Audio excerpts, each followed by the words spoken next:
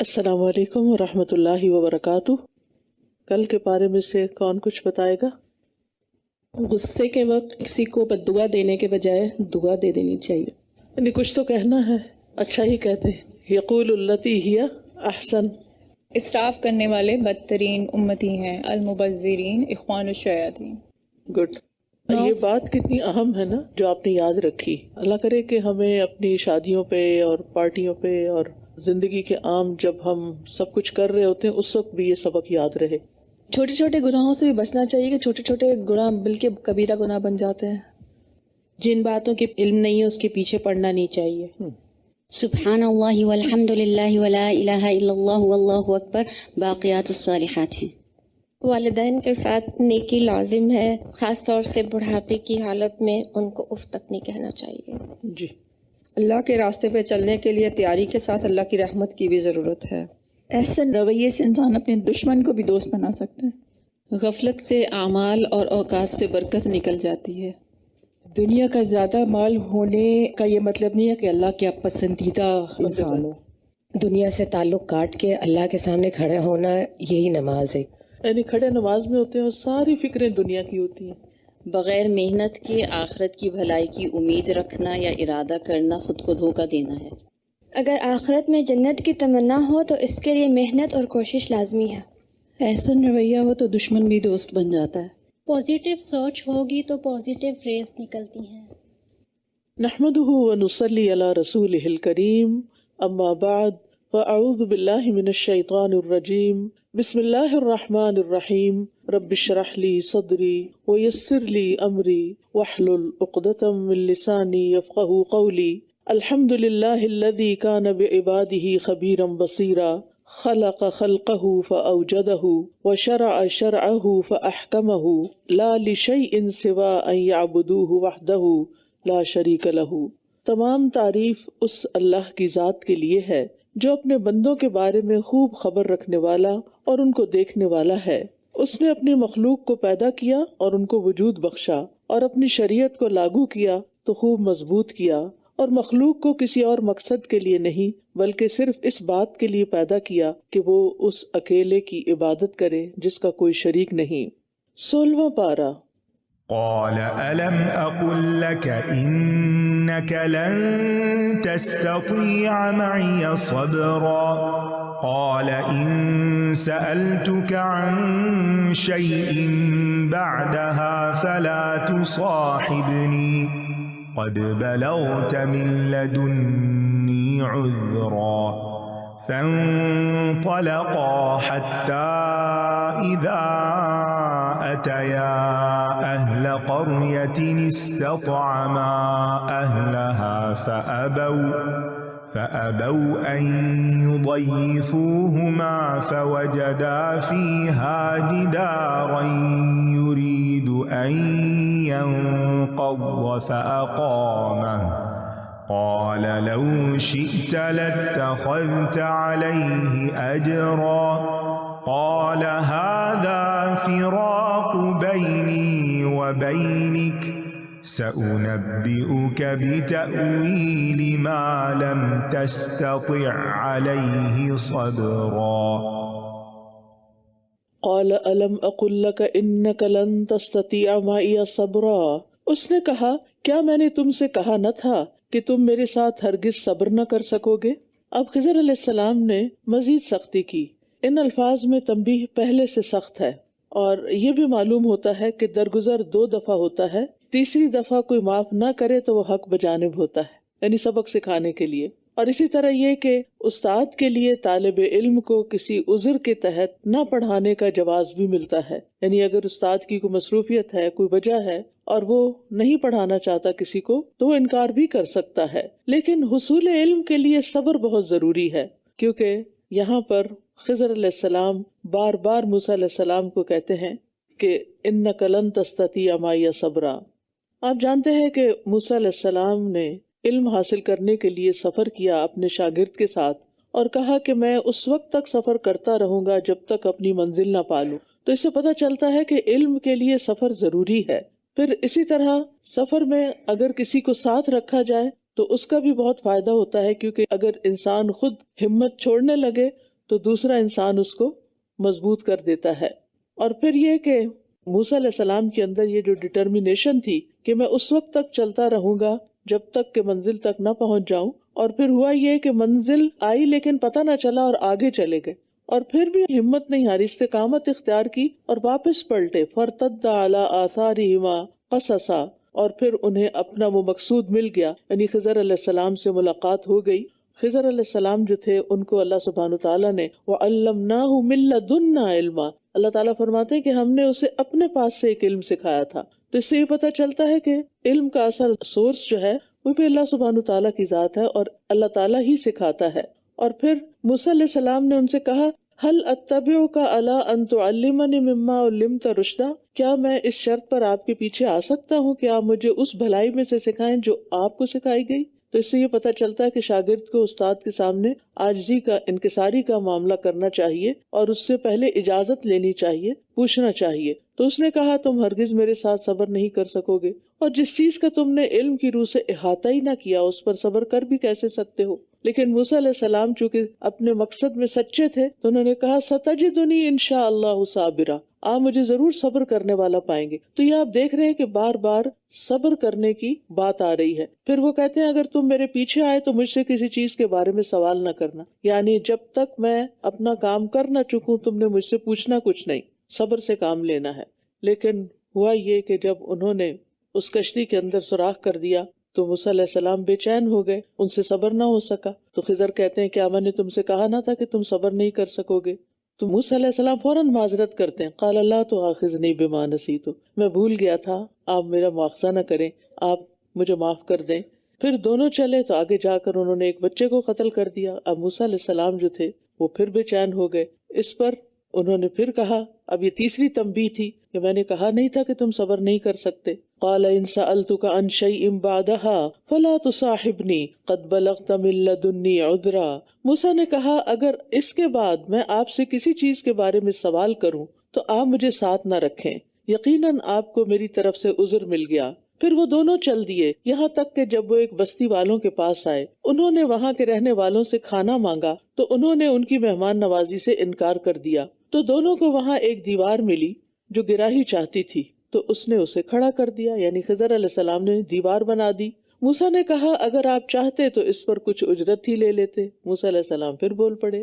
اب یہاں پر پھر کیا ہوتا ہے کہ جو ہی خضر علیہ السلام کا ہاتھ لگتے ہی دیوار معجزانہ طور پر کھڑی ہو گئی، ٹھیک ہو گئی۔ تو موسیٰ علیہ السلام جو اس بستی والوں کے رویے سے پہلے ہی کبیدہ خاطر تھے، یعنی ان کے دل میں ایک ملال تھا کہ بستی والوں نے مہمان نوازی نہیں کی، کیونکہ اس زمانے میں کوئی ریسٹورانٹس اور کوئی ٹریولنگ کے دوران ایسی جگہ نہیں ہوتی تھی کہ جہاں مسافر خود کچھ خرید کے کھا سکیں۔ تو جہاں سے قافلے گزرتے تھے تو بستی والوں کا کام ہوتا تھا کہ وہ ان کے لیے انتظام کریں، لیکن اس کے برعکس خضر علیہ السلام نے بلا معاوضہ احسان کر دیا۔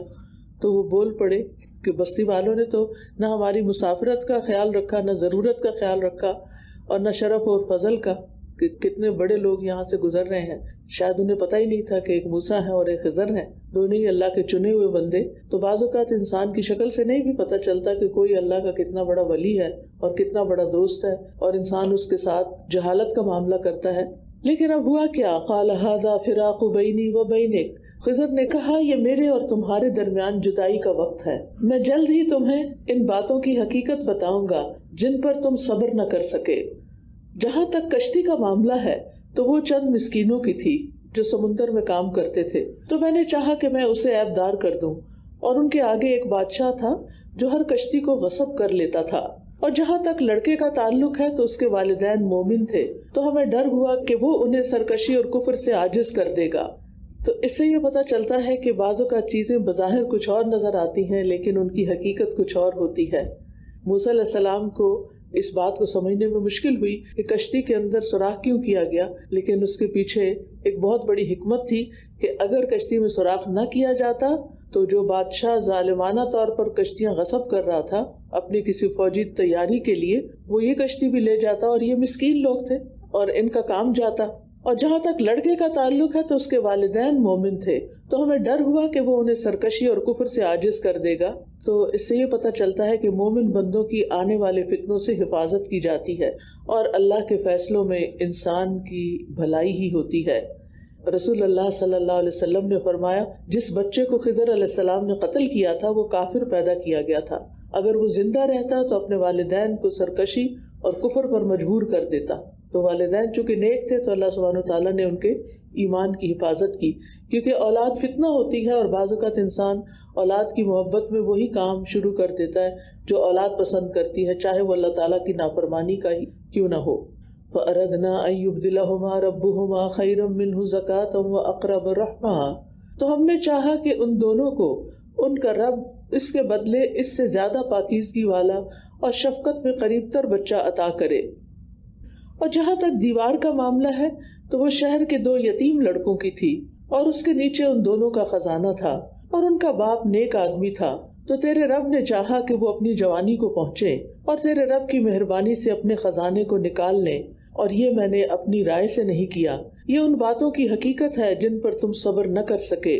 بعض اوقات انسان کی زندگی میں ایسے حالات اور واقعات پیش آ رہے ہوتے ہیں کہ جس کی وجہ سے انسان سمجھتا ہے کہ اس کے ساتھ بڑا ظلم ہو رہا ہے، بڑی زیادتی ہو رہی ہے اور اس کے ساتھ اچھا نہیں ہوا، میری زندگی میں یہ ہونا نہیں چاہیے تھا۔ لیکن اللہ سبحانہ وتعالیٰ کو زیادہ پتہ ہے کہ کس بندے کو کن حالات سے گزارنا چاہیے اور کون سی چیزیں کس کے لیے کتنی فائدہ مند ہیں۔ اور پھر یہاں ایک اور بڑی اہم بات ہے کہ صالح ہونا، نیک ہونا، اس کا فائدہ نہ صرف یہ کہ خود انسان کو پہنچتا ہے بلکہ اس کی آگے کی نسلوں کو بھی پہنچتا ہے۔ صالح لوگوں کی اولادوں کے ساتھ خاص رعایت کی جاتی ہے، یعنی دنیا میں بھی اور آخرت میں بھی، کہ ان کو ان کے والدین کے ساتھ ملا دیا جائے گا، اور والدین کی نیکیوں کے سبب اولاد کی پریشانیاں بھی دور ہوتی ہیں، یعنی جب ان کی دعائیں ہوتی ہیں اور ان کی تربیت ہوتی ہے۔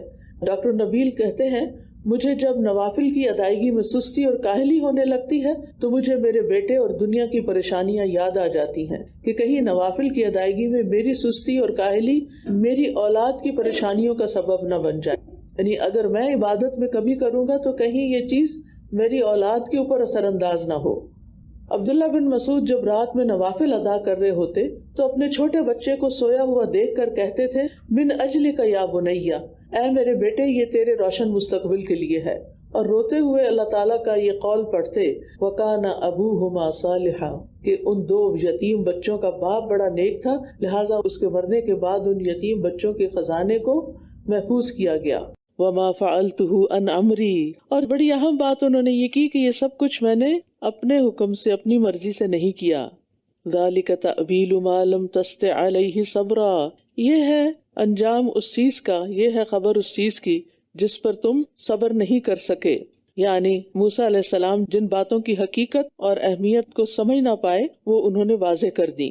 وَيَسْأَلُونَكَ عَنْ ذِي الْقَرْنَيْنِ قُلْ سَأَتْلُو عَلَيْكُمْ مِنْهُ ذِكْرًا، اور یہ آپ سے ذوالقرنین کے بارے میں پوچھتے ہیں، آپ کہہ دیجئے کہ میں اس کا کچھ حال تمہیں پڑھ کر سناؤں گا۔ ذوالقرنین جو ہے قرن سینگ کو کہتے ہیں، 2 سینگوں والا۔ عربوں میں بہادر انسان کے لیے یہ لفظ استعمال ہوتا تھا، اور یہ بھی کہا جاتا ہے کہ جو تاج وہ پہنتا تھا اس کے اوپر سینگ بھی بنے ہوئے تھے، اور ایک وجہ یہ بھی بتائی جاتی ہے کہ وہ زمین کے مشرق و مغرب کے دونوں کناروں تک جا پہنچا، اور یہ بھی کہا جاتا ہے کہ اس کے سر کے بالوں کی 2 مینڈیاں بنی ہوئی تھی جس کو گت کہتے ہیں، اور یہ چاروں باتیں بیک وقت بھی ہو سکتی ہیں اور ان میں سے کچھ بھی ہو سکتی ہیں۔ انا مکننا لہ فی الارض، بے شک ہم نے اسے زمین میں اقتدار دیا تھا اور اسے ہر چیز کے اسباب عطا کیے تھے۔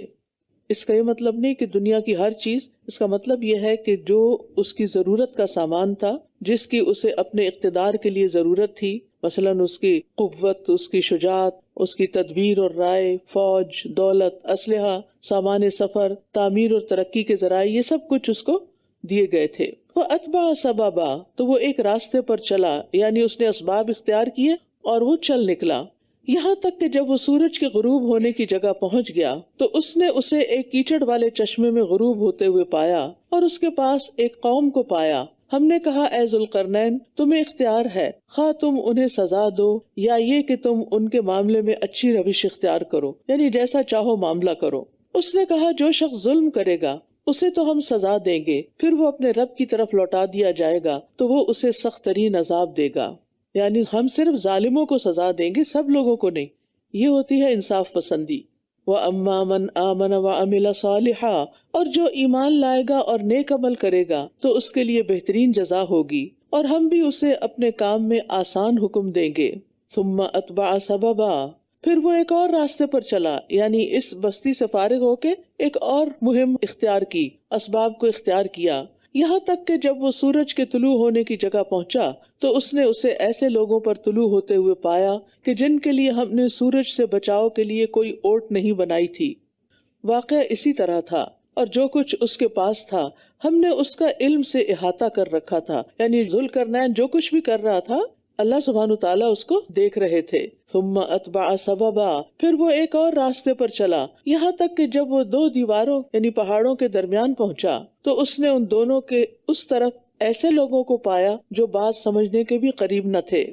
انہوں نے کہا، اے ذوالقرنین، بے شک یاجوج اور ماجوج اس زمین میں فساد کرتے ہیں، تو کیا ہم تمہارے لیے کچھ خرچ کا انتظام کر دیں تاکہ تم ہمارے اور ان کے درمیان ایک دیوار بنا دو؟ اب سوال یہ پیدا ہوتا ہے کہ ان کی تو کوئی بات ہی نہیں سمجھتا تھا، تو ذوالقرنین کو اتنی بڑی بات کیسے سمجھ آ گئی؟ یعنی کیسے گفتگو کی، کمیونیکیٹ کیسے کیا؟ ایک تو یہ ہے کہ ہو سکتا ہے کہ اشاروں کی زبان سے بات سمجھائی ہو، اور دوسرا یہ بھی ہو سکتا ہے کہ اللہ تعالیٰ نے ان کو اس بولی کی سمجھ دے دی ہو، جہاں اتنے اسباب اور دیے تھے، اتنے ریسورسز دیے تھے، وہاں یہ بھی دیا، جیسے داؤد اور سلیمان علیہ السلام کو اللہ تعالیٰ نے پرندوں کی بولیاں سکھا دی تھی، اور سلیمان علیہ السلام تو چونٹی کی زبان بھی سمجھتے تھے۔ اس نے کہا، میرے رب نے جس چیز میں مجھے قدرت عطا کی ہے وہی بہتر ہے، بس تم افرادی قوت کے ساتھ میری مدد کرو، میں تمہارے اور ان کے درمیان ایک مضبوط بند بنا دوں گا، تم مجھے لوہے کی چادریں لا دو۔ یہاں تک کہ جب اس نے دونوں پہاڑوں کے درمیانی خلا کو برابر کر دیا تو کہنے لگا، اس میں پھونکو۔ یہاں تک کہ جب اس نے اسے آگ بنا دیا تو کہا، لاؤ میرے پاس کہ میں اس پر پگھلا ہوا تانبا انڈیل دوں۔ دیوار کے متعلق اصل معلومات تو اللہ تعالیٰ بہتر جانتا ہے، اور یہ بھی کہ اس میں لوہے اور تانبے کی کتنی مقدار صرف ہوئی، اور اس کی بلندی تک اس لوہے کو سرخ کیسے کیا گیا، کیونکہ بہت اونچی دیوار بنائی گئی تھی، یعنی زمین پر تو کوئی چیز جلا کے اسے گرم کر کے، لیکن اسے پھر اتنا اوپر چڑھایا کیسے گیا۔ اور پھر یہ ہے کہ اس کے اوپر سے جو سیسا انڈیلا گیا تھا، تانبا انڈیلا گیا تھا، وہ وہاں تک پہنچایا کیسے گیا کہ اوپر سے اس کو پگھلا کے ڈالا جا رہا تھا۔ اور پھر یہ کہ اتنی موٹی دیوار ہوگی جو سرخ ہوئی، اور پھر اس میں تانبا انڈیلا گیا، کیونکہ وہ ٹھنڈی دیوار نہیں تھی۔ تو یہ سب کچھ کتنی مدت میں ہوا، اس کے بارے میں صرف اللہ ہی کو پتا ہے، ہمارے پاس کوئی معلومات نہیں۔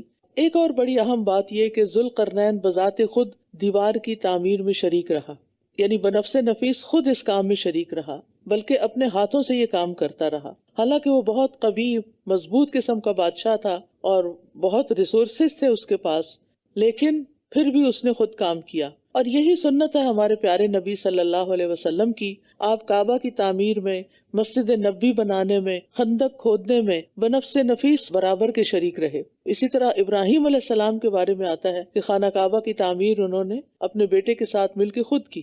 تو آپ خود سوچئے کہ یہ تو مصری مزدور کا کام ہوتا ہے، لیکن انہوں نے اس میں کوئی آر نہیں سمجھی۔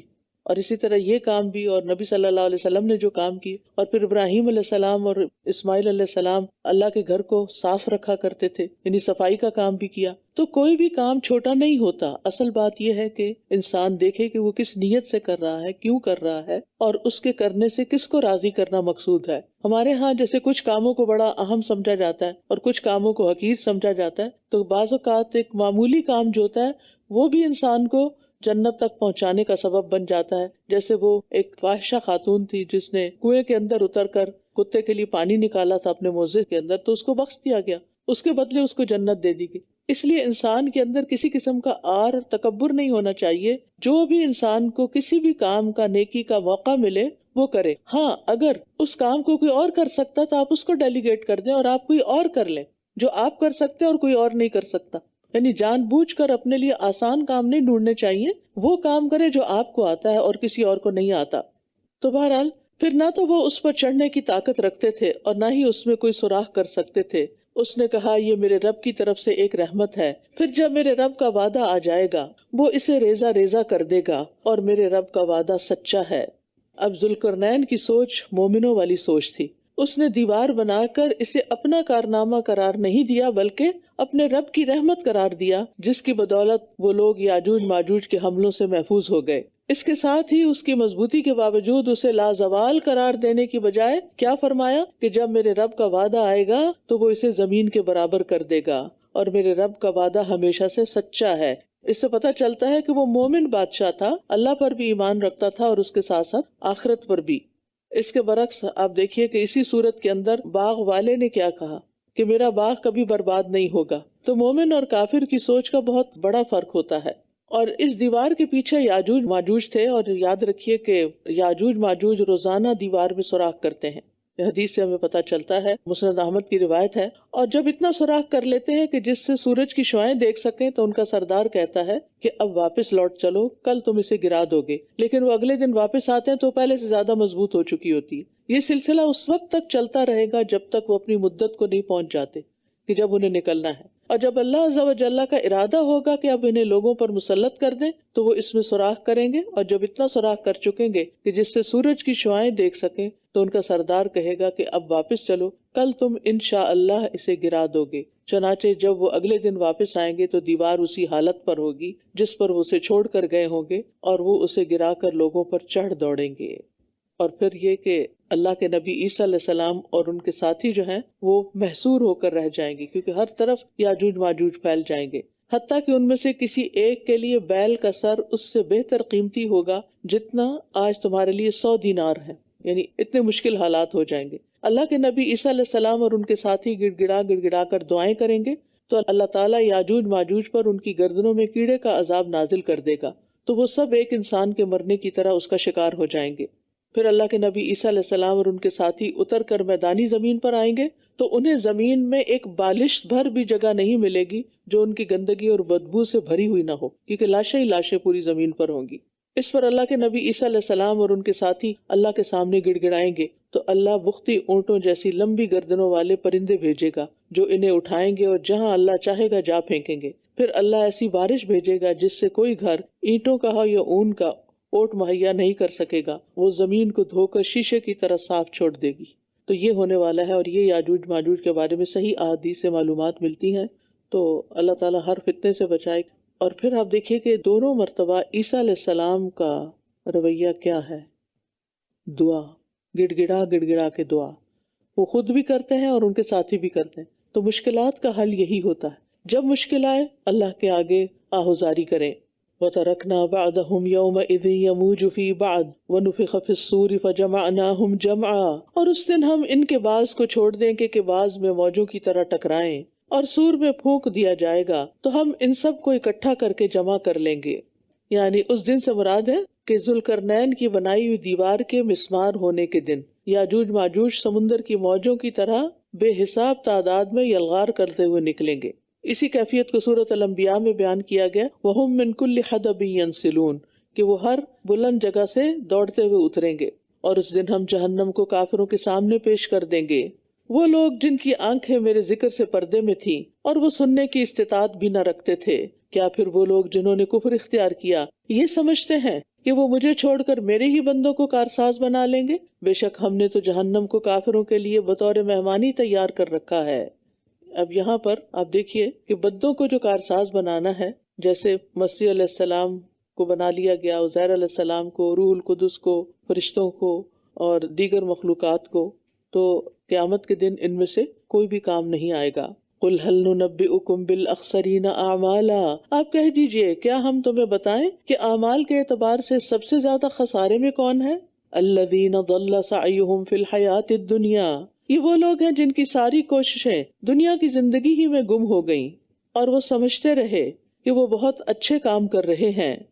یہ کون لوگ ہیں؟ جو دنیا میں رہ رہے ہیں دنیا کے لیے، آخرت کی فکر نہیں کرتے، اور سمجھتے ہیں کہ دنیا کو خوبصورت بنانے کے لیے اور ترقی دینے کے لیے جو کام انہوں نے کیے ہیں وہ بہت شاندار ہیں اور یہ ان کو آگے بھی شاید فائدہ دیں گے، نہیں، اور وہ سمجھتے ہیں کہ بہت اچھا کر رہے ہیں، یعنی دنیا میں ڈوبے ہوئے ہیں، غافل ہیں، اور ساتھ ہی یہ سمجھتے ہیں کہ وہ جو کر رہے ہیں بہت اچھا کر رہے ہیں، حالانکہ جو کام آخرت کی نیت سے نہ کیا جائے اور صرف دنیا کے فائدے کے لیے کیا جائے اس کا فائدہ پھر صرف دنیا تک ہی ملتا ہے انسان کو۔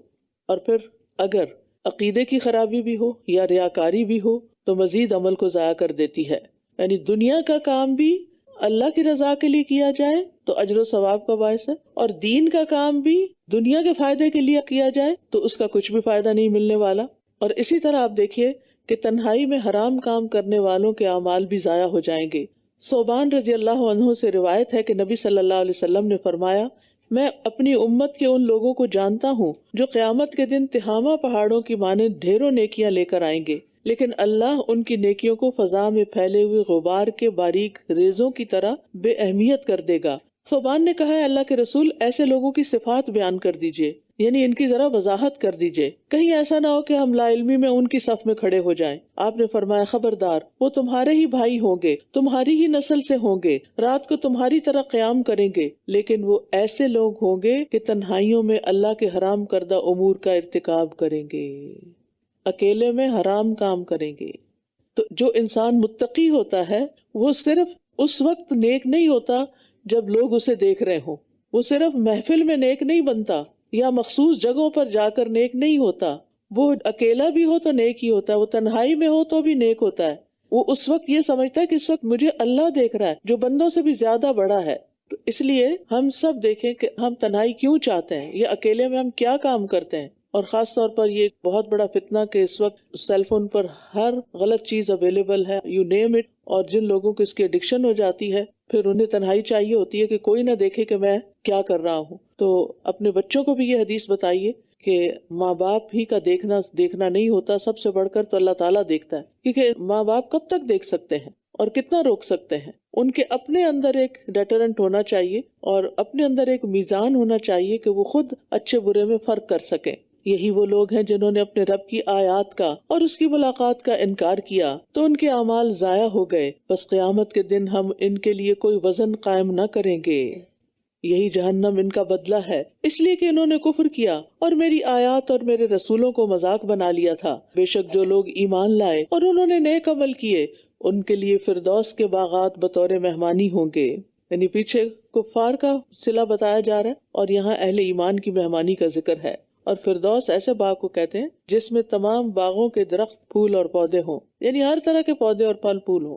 تو جب بھی سوال کریں اللہ سے جنت کا تو جنت الفردوس مانگے۔ خالدین فیہا لا یبغون عنہا حولا، وہ ان میں ہمیشہ رہنے والے ہیں، وہ کہیں اور منتقل نہ ہونا چاہیں گے، کیونکہ جنت سے بہتر کوئی عیش کی جگہ ہی نہیں کہ جہاں سے انسان جانا چاہے۔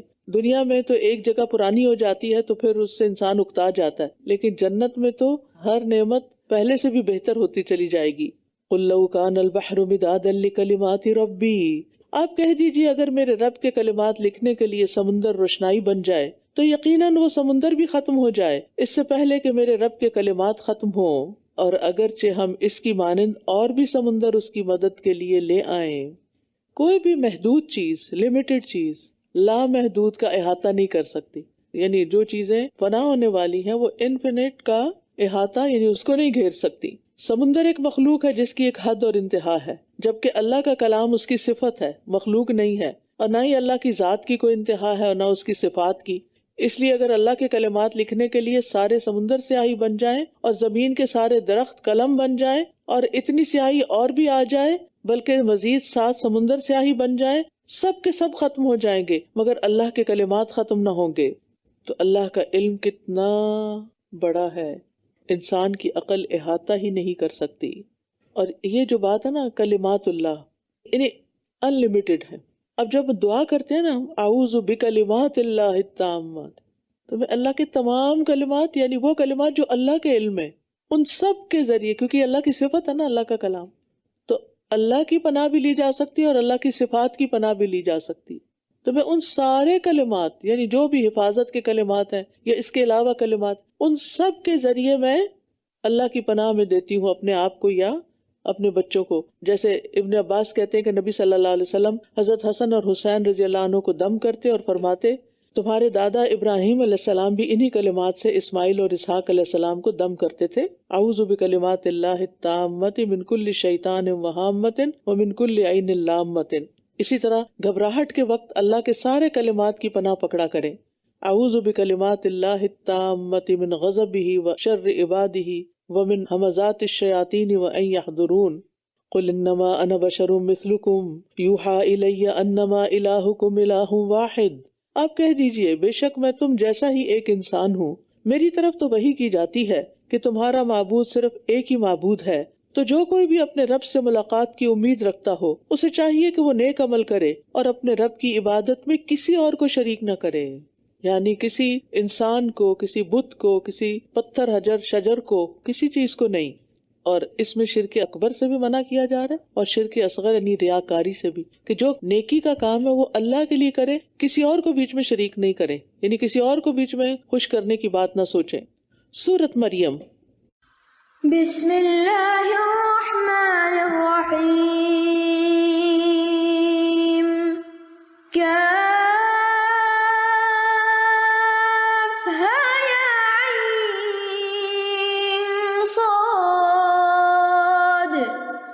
ذکر رحمت ربک عبده زکریا اذ نادى ربه نداء خفیا قال رب إني وهن العظم مني واشتعل الرأس شيبا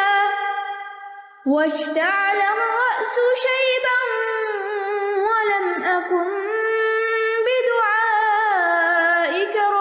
شقيا وإني خفت الموالي من ورائي وكانت امرأتي عاقرا فهب لي من لدنك وليا يرثني ويرث من آل يعقوب وَاجْعَلْهُ رَبِّ رَضِيًّا۔ کاف ہا یا عین صاد۔ یہ ذکر ہے آپ کے رب کی رحمت کا اپنے بندے زکریا پر۔ زکریا علیہ السلام انبیاء بنی اسرائیل میں سے ہیں۔ یہ بڑھئی تھے، کارپینٹر، اور ان کا پیشہ ان کا ذریعہ آمدنی تھا۔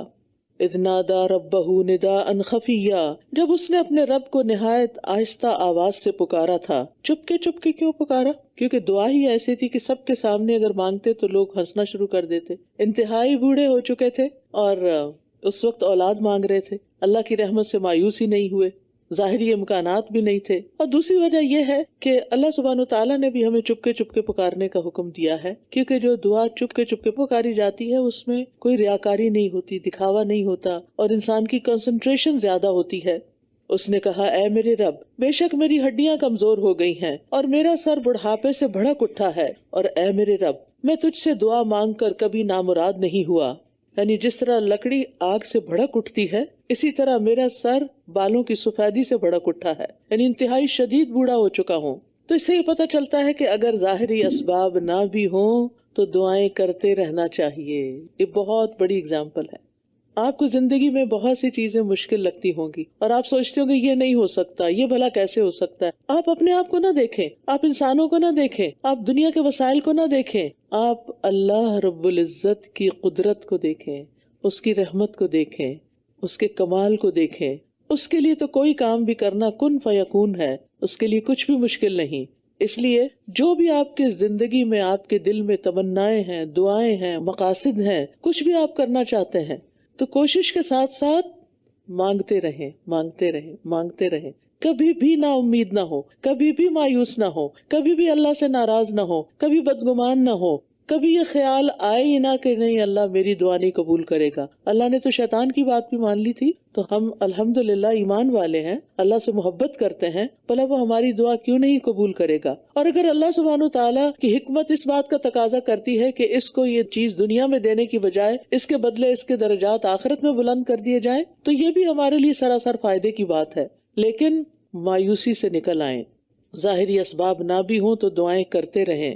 اور بے شک مجھے اپنے پیچھے وارثوں کا ڈر ہے، اور میری بیوی بانجھ ہے، پس تو مجھے اپنے پاس سے ایک وارث عطا کر دے۔ موالی جو ہے مولا کی جمع ہے، اس سے مراد قریبی رشتہ دار، چچا کے بیٹے جو اولاد نہ ہونے کی صورت میں وارث بنتے ہیں، عصبات جو ہیں۔ تو مطلب یہ ہے کہ مجھے ان میں سے کوئی ایسا شخص نظر نہیں آتا کہ جو اس لائق ہو کہ میرے مرنے کے بعد بنی اسرائیل کی رہنمائی کا فریضہ سر انجام دے سکے اور میرا اور آل یعقوب کا علمی اور عملی وارث بن سکے، جس سے تیرے دین پر عمل اور اس کی دعوت و تبلیغ کا سلسلہ جاری رہ سکے۔ بلکہ مجھے ان سے یہ خطرہ ہے کہ وہ دین کو بگاڑ دیں گے اور اپنی منمانیاں کریں گے۔ تو آپ دیکھیے کہ اولاد مانگنے کا مقصد بھی کیا ہے، ہم میں سے عام انسان جو دنیا دار لوگ ہیں وہ جب اولاد مانگتے ہیں نا تو کس لیے مانگتے ہیں؟ تاکہ وہ ہمارے مال کی وارث بنے، ہمارے بڑھاپے کا سہارا بنے. اور یہاں کتنا اعلیٰ مقصد ہے اولاد مانگنے کا کہ وہ اس دین کے کام کی وارث بنے اور ہمارے لیے صدقہ جاریہ بنے. یرثنی ویرث من آل یعقوب وجعلہ ربی رضیہ، جو میرا وارث اور آل یعقوب کا وارث بھی ہو، اور اے میرے رب تو اسے پسندیدہ بنا لے. رضیہ یعنی جس سے اللہ راضی ہو، جس سے اللہ محبت کرتا ہو، کیونکہ جب اللہ تعالیٰ کسی بندے سے محبت کرتا ہے تو جبریل علیہ السلام سے کہتا ہے کہ بے شک اللہ تعالیٰ فلاں بندے سے محبت کرتا ہے، تو بھی اس سے محبت کر. تو جبریل بھی اس سے محبت کرتے ہیں. پھر جبریل علیہ السلام آسمان والوں میں اعلان کرتے ہیں کہ اللہ تعالیٰ فلاں شخص سے محبت کرتے ہیں، سو تم بھی اس سے محبت کرو. تو آسمان والے اس سے محبت کرتے ہیں، پھر اس کے لیے زمین میں قبولیت رکھ دی جاتی ہے. تو اولاد مانگے تو نیک اولاد مانگے، اور ایسی اولاد جس سے اللہ راضی ہو جائے. اور اگر پہلے نہیں بھی مانگ سکے تو اب مانگ لے کہ یا اللہ تو ہم سے اور ہماری اولاد سے راضی ہو جا. اے زکریا ہم تجھے ایک لڑکے کی خوشخبری دیتے. اللہ نے دعا سن لی، جس کا نام یحییٰ ہوگا، نام بھی خود رکھ دیا. ہم نے اس سے پہلے اس کا کوئی ہم نام نہیں بنایا. انوکھا نام، یونیک نیم. اور دوران نماز ہی فرشتوں کے ذریعے بشارت دے دی گئی تھی. اور اس میں یحییٰ علیہ السلام کی فضیلت کی دو باتیں سامنے آتی ہیں کہ اللہ نے خود ان کا نام رکھا. سبحان اللہ، کتنی بڑی سعادت ہے. اور پھر ایسا نام رکھا جو پہلے کسی کا نہیں تھا. اور یحییٰ کا مطلب ہوتا ہے زندہ رہے. اور اس سے یہ پتہ چلتا ہے کہ بچے کے پیدا ہونے سے پہلے ہی اس کا نام رکھا جا سکتا ہے. اس نے کہا اے میرے رب، میرے ہاں لڑکا کیسے ہوگا جبکہ میری بیوی بانجھ ہے اور میں بڑھاپے کے انتہائی درجے کو پہنچ چکا ہوں. فرمایا اسی طرح تیرے رب نے فرمایا ہے یہ مجھ پر بہت آسان ہے، اور میں نے اس سے پہلے تجھے بھی پیدا کیا جبکہ تو کچھ بھی نہ تھا. اللہ کے لیے کیا مشکل ہے؟ اللہ کے لیے کچھ بھی کرنا مشکل نہیں. اس نے کہا اے میرے رب، میرے لیے کوئی نشانی مقرر فرما دے. فرمایا تیری نشانی یہ ہے کہ تو تندرست ہونے کے باوجود 3 راتوں تک لوگوں سے بات نہ کر سکے گا. بات نہیں کر سکو گے، یعنی تندرست ہونے کا مطلب یہ کہ تمہارے اعضاء صحیح سلامت ہوں گے لیکن تم بات نہ کر سکو گے. یہاں 3 راتوں کا ذکر ہے، سورۃ آل عمران میں 3 دنوں کا ذکر ہے، تو مراد 3 دن اور 3 راتیں دونوں ہی ہیں. تو جب ایسی کیفیت آئے کہ تم بول نہ سکو تو سمجھو کہ حمل قرار پا گیا ہے، یہ علامت ہوگی. اور اس کے ساتھ یہ کہ لوگوں کی زبان بھی بند ہو گئی تھی، اللہ کے ذکر اور تسبیح اور تحمید سے نہیں، بس وہ کرتے رہتے تھے. فخرج علی قومہ من المحراب، بس وہ عبادت گاہ سے نکل کر اپنی قوم کے پاس آیا، پھر ان کی طرف اشارہ کیا کہ صبح اور شام اللہ کی تسبیح کرو. صبح و شام اللہ کی تسبیح کرو، یعنی حمل کی نشانی کے طور پر زبان بند ہو گئی تو اشارے سے لوگوں کو پہلے اور پچھلے پہر اللہ کی تسبیح کا حکم دیا، کیونکہ خود انہیں علامت ظاہر ہونے پر اسی چیز کا حکم دیا گیا تھا. تو اس سے یہ پتہ چلتا ہے کہ جب انسان کو کوئی خوشخبری ملے، کوئی بشارت ملے، کوئی کامیابی ملے تو انسان کیا کرے؟ اللہ ہی کو یاد کرے، اللہ ہی کی تسبیح کرے، سبحان اللہ کہے، الحمدللہ کہے. یا یحییٰ خذ الکتاب بقوہ، اے یحییٰ کتاب کو مضبوطی سے پکڑ لو. اور ہم نے اسے بچپن ہی سے حکمت عطا کی تھی. یعنی یحییٰ علیہ السلام جب پیدا ہوئے اور ابھی بچے ہی تھے تو والد کے جانشین کے طور پر تیار کرنے کے لیے اللہ تعالیٰ نے انہیں حکم دیا کہ اے یحییٰ تورات کو قوت کے ساتھ پکڑو، یعنی اسے حفظ کرو، اس کا مطلب سمجھو، اس پر عمل کرو، اس کے احکام پر پوری قوت کے ساتھ اپنے آپ پر اور اپنی قوم پر نافذ کرو. تو بچپن سے یحییٰ علیہ السلام نے یہ کام شروع کر دیا، اور یحییٰ علیہ السلام کو خاص طور پر اللہ تعالیٰ نے قوت فیصلہ عطا کی تھی. وَآتَيْنَاهُ الْحُكْمَ صَبِيًّا، بچپن میں ہی ڈیسیژن پاور بہت زبردست تھی ان کے اندر. وہ لوگ زندگی میں کچھ نہیں کر سکتے جن کی ڈیسیژن پاور کمزور ہوتی ہے. وہ ہر وقت 2 چیزوں کے بیچ میں ڈاواں ڈول رہتے ہیں، یہ کروں یا نہ کروں، کروں تو کہیں کوئی نقصان نہ ہو. وہ خطرات سے ڈرتے ہیں، نقصانات سے ڈرتے ہیں. تو ایسی صورت میں انسان کو ڈرنے کی بجائے جو کرنا ہے اسے کر گزرنا چاہیے، اور اس کے لیے انسان اسباب کا جائزہ لے، استخارہ کرے، اور جو نیکی کا کام ہے اس میں بسم اللہ کر کے قدم رکھ دے. اور اگر کوئی یہ کہے کہ بچپن میں یہ سب کچھ کیسے ہو سکتا ہے، آج بھی آپ دیکھیں، آپ نیوز میں دیکھتے رہتے ہیں، اب تو ویڈیوز بھی آنے لگ جاتی ہیں کہ بعض بچے بچپن میں ہی بات کر رہے ہوتے ہیں، کلام حفظ کیا ہوتا ہے اللہ تعالیٰ کا، اور انہونی چیزیں ان سے صادر ہو رہی ہوتی ہیں. پہلے زمانے میں تو یہ بلیو کرنا شاید مشکل تھا، لیکن آج تو ہم اپنی آنکھوں سے دیکھ لیتے ہیں وہ ویڈیوز جن کے اندر یہ ساری چیزیں ہو رہی ہوتی ہیں. اور بعض بچے بچپن کے اندر ہی بہترین طریقے سے کلام پڑھنے لگتے ہیں، صورتوں پہ صورتیں یاد کر لیتے ہیں 2 سال کی عمر میں، 3 سال کی عمر میں. تو یہ بالکل پاسبل ہے. اللہ تعالیٰ کے لیے عادت کے خلاف، دستور کے خلاف کوئی کام کرنا بھی مشکل نہیں، بس ہم اللہ سے مانگنے والے ہوں اور محنت بھی کرنے والے ہوں. اور اس میں خاص طور پر بچپن میں بچہ اگر کچھ کر لیتا ہے یا کرتا ہے تو اس میں ماں کا بہت بڑا کردار ہوتا ہے. مائیں ہی ہوتی ہیں جو بچوں کی تعمیر کرتی ہیں، ان کو بچپن سے ادب آداب اور اخلاق سکھاتی ہیں، اور مائیں ہی ہوتی ہیں جو اپنی غفلت کی وجہ سے، اپنی آرام طلبی کی وجہ سے ان کو ضائع کر دیتی ہیں. وَحَنَانًا مِن لَدُنَّا وَزَكَاةً وَكَانَ تَقِيًّا، اور اپنے پاس سے نرم دلی اور پاکیزگی عطا کی تھی، اور وہ نہایت پرہیزگار تھا، اور وہ اپنے والدین کے ساتھ نیک سلوک کرنے والا تھا اور سرکش نافرمان نہ تھا. عام طور پر جب بڑھاپے میں کسی کو اولاد ملتی ہے نا تو اس کو وہ اتنا لاڈ پیار دیتے ہیں کہ وہ بگڑ جاتی ہے، مغرور ہو جاتی ہے. جو لاڈلے بچے ہوتے ہیں، اکلوتے بچے ہوتے ہیں، عموماً آپ ان کا حال دیکھیں، عموماً وہ بات نہیں مانتے، نافرمان ہوتے ہیں. لیکن یحییٰ علیہ السلام ایسے نہیں تھے. وہ ماں باپ کے ساتھ بہت نیک سلوک کرنے والے تھے، اور والدین کے ساتھ نیک سلوک میں سب سے پہلی بات یہ کہ ان کی اطاعت کی جائے، جو وہ کہیں وہ کر دیا جائے. اور پھر یہ کہ وہ والدین کے لیے آنکھوں کی ٹھنڈک بھی تھے. جس طرح کی دعا مانگی زکریا علیہ السلام نے، اللہ نے اس سے بھی بڑھ کر بہترین بچہ ان کو عطا کیا. وَسَلَامٌ عَلَيْهِ يَوْمَ وُلِدَ وَيَوْمَ يَمُوتُ وَيَوْمَ يُبْعَثُ حَيًّا، اور سلام ہے اس پر جس دن وہ پیدا ہوا اور جس دن وہ فوت ہوگا اور جس دن وہ دوبارہ زندہ کر کے اٹھایا جائے گا.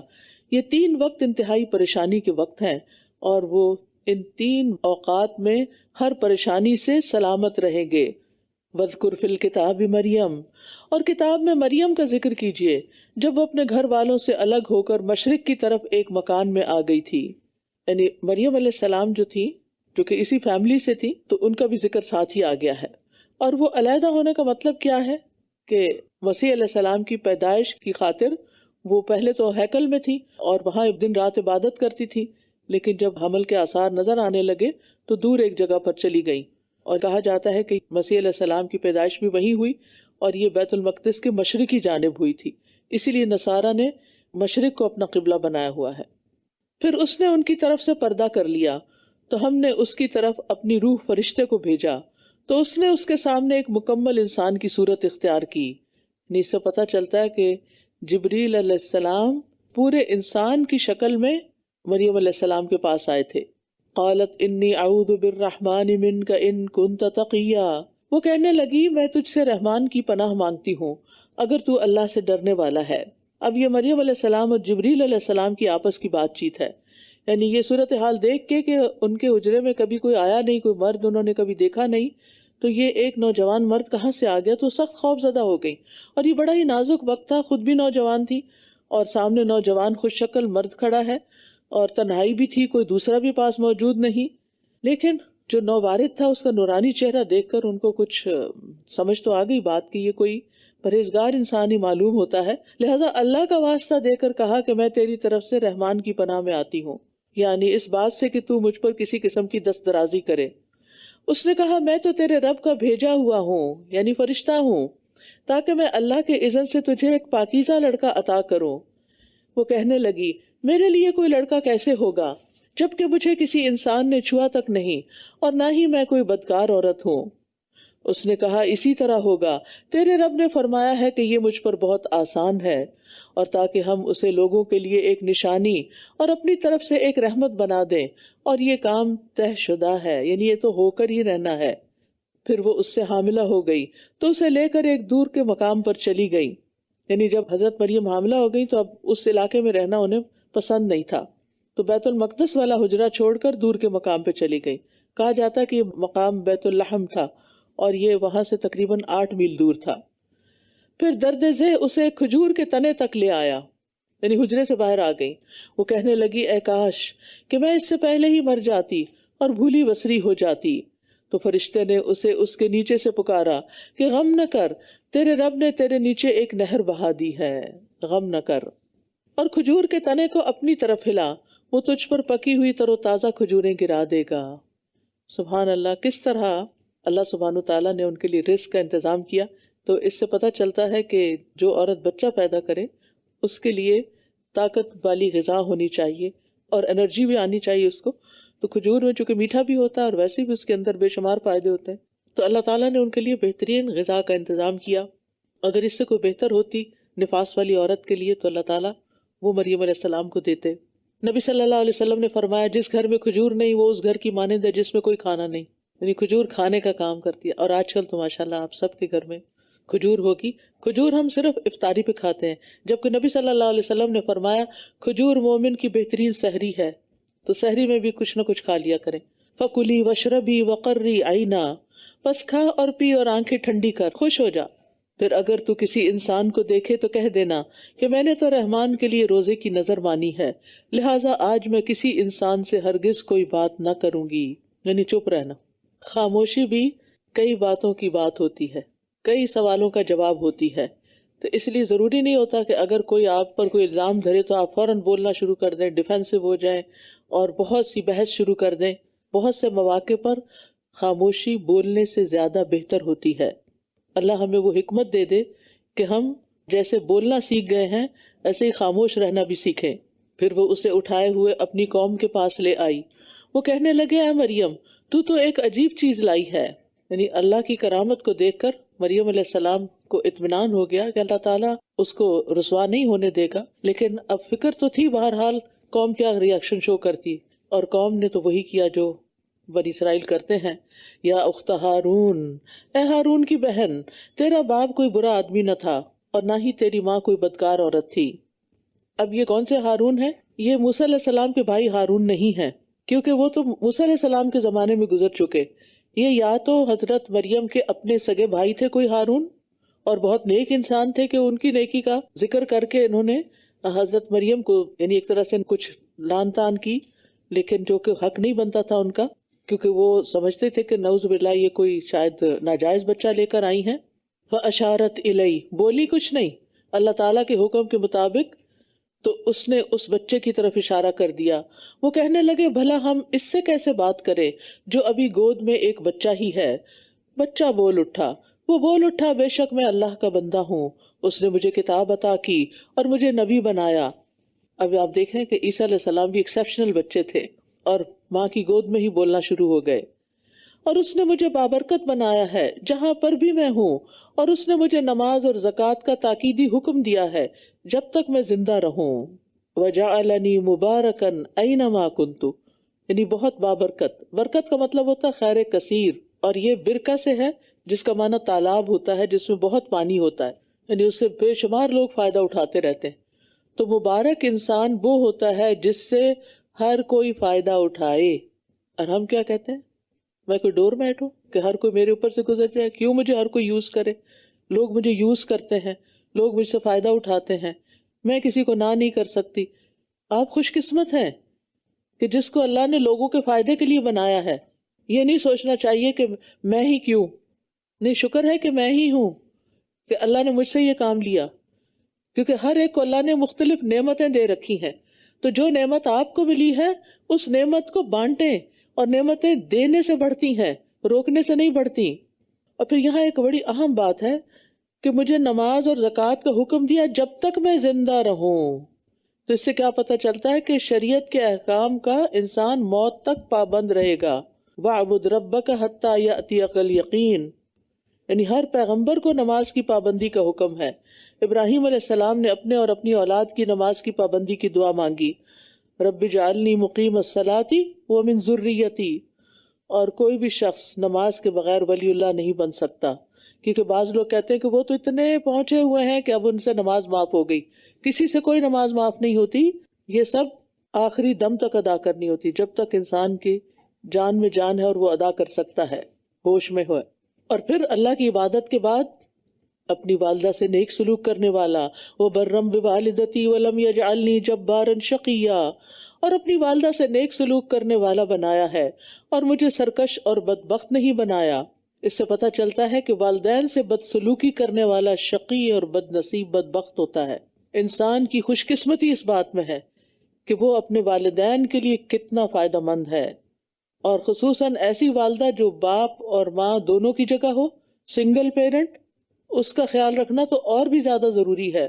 اور یہاں خاص طور پر والدہ کا ذکر کیا گیا کیونکہ عیسیٰ علیہ السلام کی صرف والدہ ہی تھی، وہ اللہ کی نشانی تھے، بغیر والد کے پیدا ہوئے تھے. والسلام علیہ یوم ولدت و یوم اموت و یوم ابعث حیا، اور سلام ہے مجھ پر جس دن میں پیدا ہوا اور جس دن میں مروں گا اور جس دن میں زندہ کر کے اٹھایا جاؤں گا. یہ بھی 3 سلامتی کے مواقع اللہ تعالیٰ نے یحییٰ علیہ السلام کی طرح ان کو بھی عطا کیے. یہ ہے عیسیٰ ابن مریم، حق کی بات جس میں یہ شک کر رہے ہیں، یعنی یہ ہے ان کی حقیقت. اللہ ایسا نہیں کہ وہ کسی کو بیٹا بنائے، وہ پاک ہے. جب وہ کسی کام کا فیصلہ کر لیتا ہے تو اسے کہہ دیتا ہے کہ ہو جا، تو وہ ہو جاتا ہے.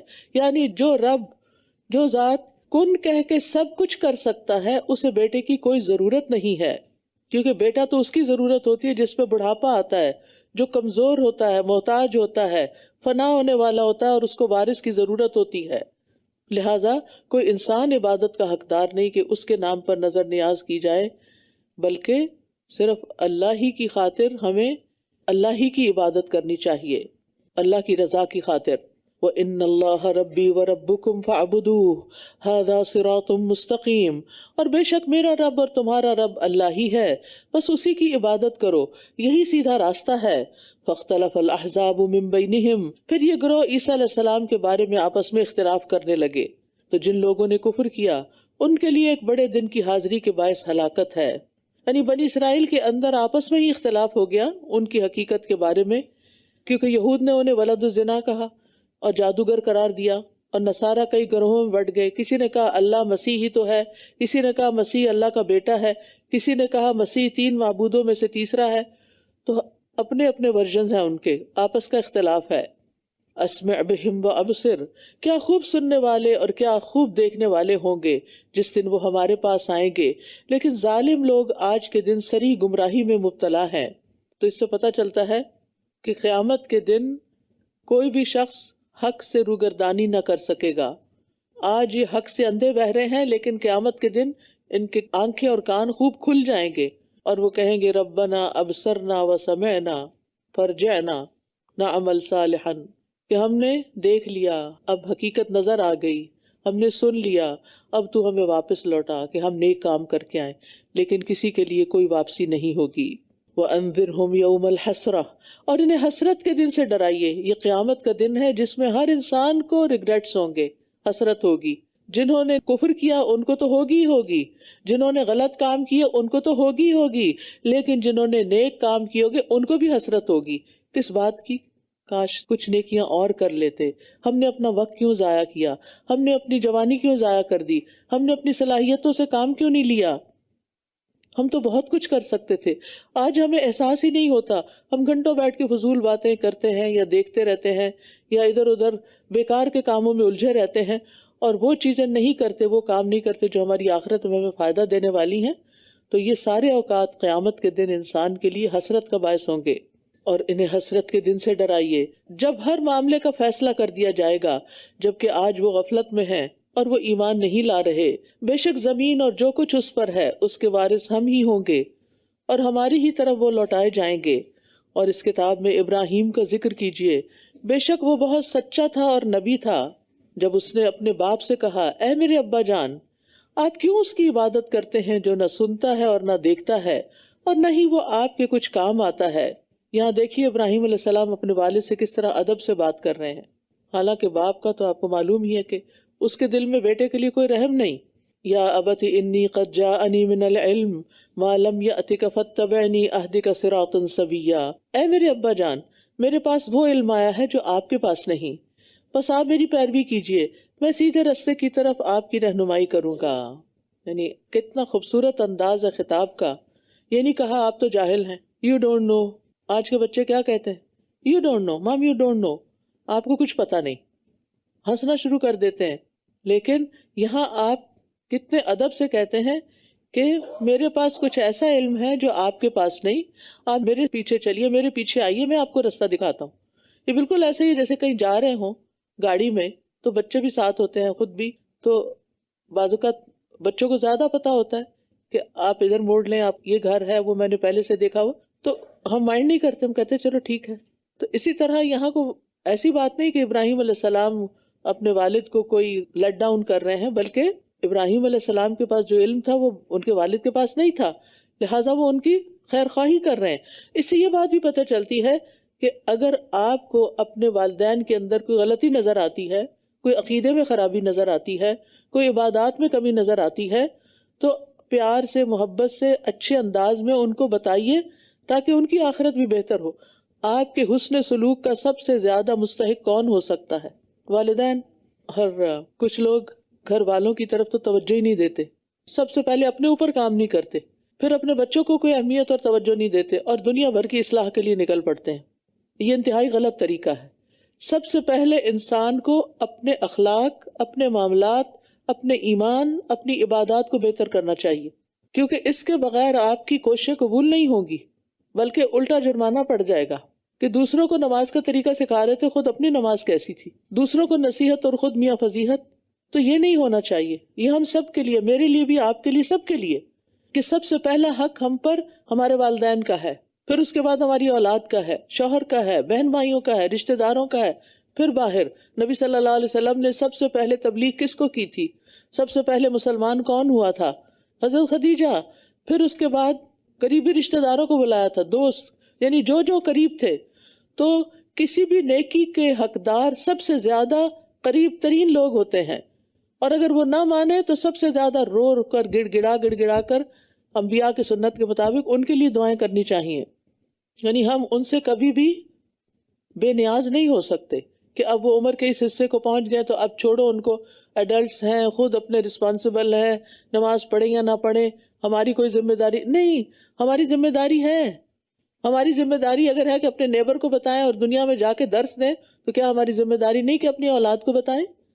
وہ نہ مانے تو ان کی مرضی، لیکن بتانا ہمارا فرض ہے۔ یا ابت لا تعبد الشیطان، اے میرے ابا جان شیطان کی عبادت نہ کیجیے، بے شک شیطان رحمان کا بہت نافرمان ہے۔ اے میرے ابا جان، میں ڈرتا ہوں کہ کہیں آپ کو رحمان کی طرف سے کوئی عذاب نہ آ پکڑے، یوں آپ شیطان کے دوست بن جائیں گے۔ یعنی یہاں پر انہیں بت پرستی کے برے انجام اور اس کے وبال اور عذاب سے بھی ڈرایا، اور اس میں بھی حسن ادب کو ملحوظ رکھا۔ یہ نہیں کہا کہ تم پہ عذاب آ پڑے گا، بلکہ فرمایا کہ میں ڈرتا ہوں کہ آپ پر رحمان کی طرف سے کوئی عذاب نہ آ جائے اور آپ شیطان کے ساتھی نہ بن جائیں۔ اس سے کیا پتہ چلتا ہے؟ شیطان کا ساتھی بننا بدترین عذاب ہے۔